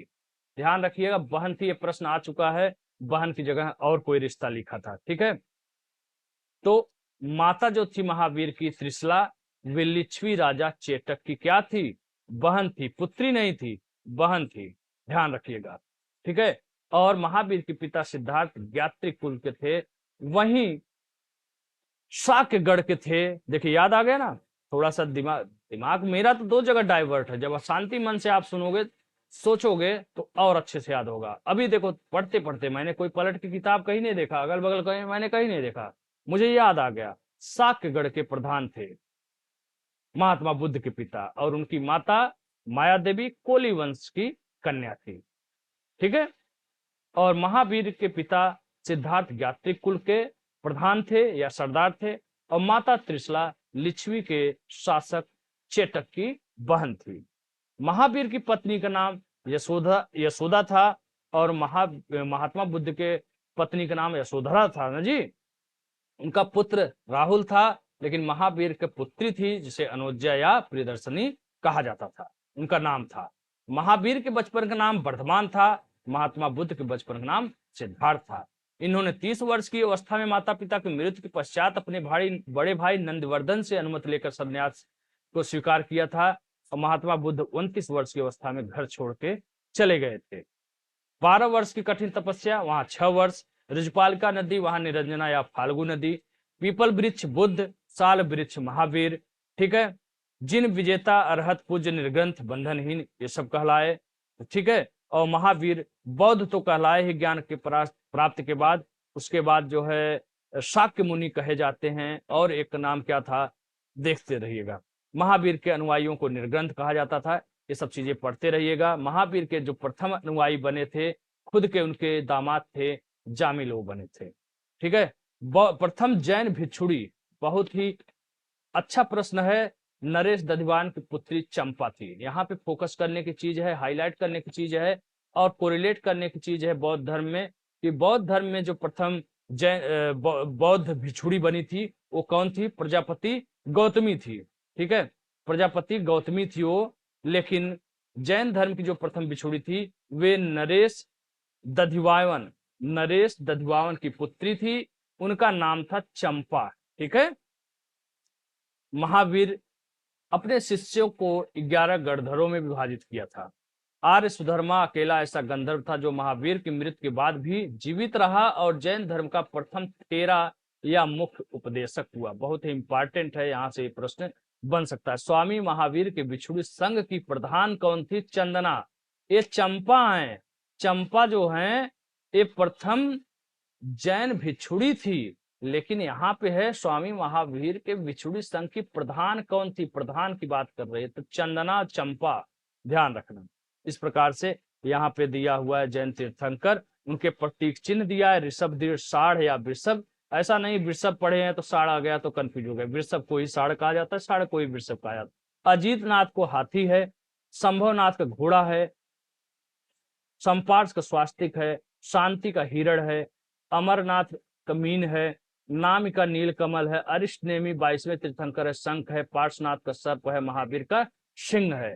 ठीक है, ऋषभ देव और अरिष्ट नेमी, ये जो दो नाम देख रहे हैं, इनके नाम का उल्लेख ऋग्वेद में भी मिलता है। इंपॉर्टेंट है, ये प्रश्न भी आ चुका है। अरिष्ट नेमी को भगवान कृष्ण का निकट संबंधी माना जाता है। वेरी इंपॉर्टेंट, यहाँ से प्रश्न पूछा जा सकता है, किस जैन तीर्थंकर को भगवान कृष्ण का निकट संबंधी माना जाता है? तो आपका उत्तर होगा अरिष्ट नेमी। इस प्रकार से भैया पढ़ने का तौर तरीका मैंने बता दिया है, ऐसे पढ़िए। ठीक है, तो मजा आ जाएगा। ठीक है, यहाँ पे जो जैन संगीतियां हुई थी वो दो ही हुई थी, एक प्रथम एक द्वितीय। प्रथम हुई थी 300 ईसा पूर्व पाटलिपुत्र में, स्थूल भद्र इसके अध्यक्ष थे। दूसरा 512 में बल्लभी गुजरात में हुआ था, क्षमा सरवड़ इसके अध्यक्ष थे। ठीक है, समझ में आ गई बात? उम्मीद करते हैं कि समझ में आई होगी, और इतनी सरल भाषा में स्पष्ट रूप से पढ़ने का तौर तरीका कोई नहीं बताया। जीएस में आप स्कोर करो समीक्षा अधिकारी में 100 और पीसीएस में करो 115, तब मैं जानूंगा कि मेरे पढ़ाए हुए करंट को लेकर के कर लो, छोड़ के नहीं। मैं 7 पीसीएस में 100 प्लस का दिखाया हूं, करंट हालांकि उसमें शामिल नहीं है। मैं कह रहा हूं करेंट और जीएस दोनों मिला करके। मैंने 100 का दिया तो अब 100 तो 100 नहीं कर पाओगे, हम ही नहीं कर पाएंगे। अगर करना हुआ तो 4-5 गलत हो सकते हैं। हालांकि हमारा स्कोर कभी भी 100 के नीचे नहीं रहता है। बाय द वे एक आध बार ऐसा हुआ हो 99 हो गया हो, 98 हो गया हो, लेकिन लगभग मान के चलो मोटा मोटा 100 के आसपास रहता है। पीसीएस में 105 110 तक जाता है, 15 तक भी गया है सरल पेपर में। जैसे 2018 दिया था तो 115 के ऊपर मेरा स्कोर था। ठीक है, आपका भी हो सकता है, बशर्ते आपको पीना होगा, पढ़ना होगा, अच्छे से पढ़ना होगा, जैसे मैं बता रहा हूं उस तरीके से। जीएस का स्कोर आराम से आप 100 तक समीक्षा अधिकारी में लाइए, 60 में 60 हिंदी का लाइए। और एक ऐसा हथियार दिया हूं, ये मेरा खुद का नोट्स है, किसी और का नहीं है, मेरा खुद का नोट्स है, हैंड रिटन नोट्स है, बिल्कुल नए अंदाज में लिखा हुआ है। ऐसे नए अंदाज में लिखा हुआ है कि आज तक वैसी पुस्तक आपने मार्केट में देखा ही नहीं होगा। इतनी सरल और स्पष्ट भाषा में सुनियोजित सुसंगठित रूप से दिया गया है कि आप वैसी किताब आज तक नहीं देखे होंगे, मेरा दावा है। ये किताब इस हफ्ते आपके पास होगी, मार्केट में होगी। दिल्ली, इलाहाबाद यानी प्रयागराज, वाराणसी, कानपुर, गोरखपुर, पटना और मुरादाबाद, हापुड़, मेरठ, आगरा, फिरोजाबाद, हर जगह मौजूद होगा। अगर यहाँ पे नहीं मिले और कहीं आप टाउन एरिया में रहते हो तो आप फ्लिपकार्ट, अमेजॉन, वर्ड ज्ञान आदि से भी ऑनलाइन मंगा सकते हैं। और इन सब के बावजूद यदि आपको कहीं नहीं पहुंच रहा है, पर्सनल मुझे फोन करिए, मैं वो पुस्तक आप तक पहुंचाने की पूरी कोशिश करूंगा। समीक्षा अधिकारी प्रारंभिक और मुख्य परीक्षा को टारगेटेड रामबाण नोट्स होगा, सामान्य हिंदी का। हिंदी अड्डा एग्जाम एक्सप्रेस जो आपका चैनल है, आपका अपना चैनल है, हमने ही बनाया है। इसके राइटर मैं ही हूं और मैं ही एम कुमार हूं। ठीक है, और इसमें आपको व्याकरण तो इतना बेहतरीन दिया हुआ है कि पढ़ने के बाद आप बहुत ही मगन हो जाएंगे। जैसे विशेष विशेषण, विशेष विशेषण रटने वाली चीज नहीं है, विशेष विशेषण समझने वाली चीज है।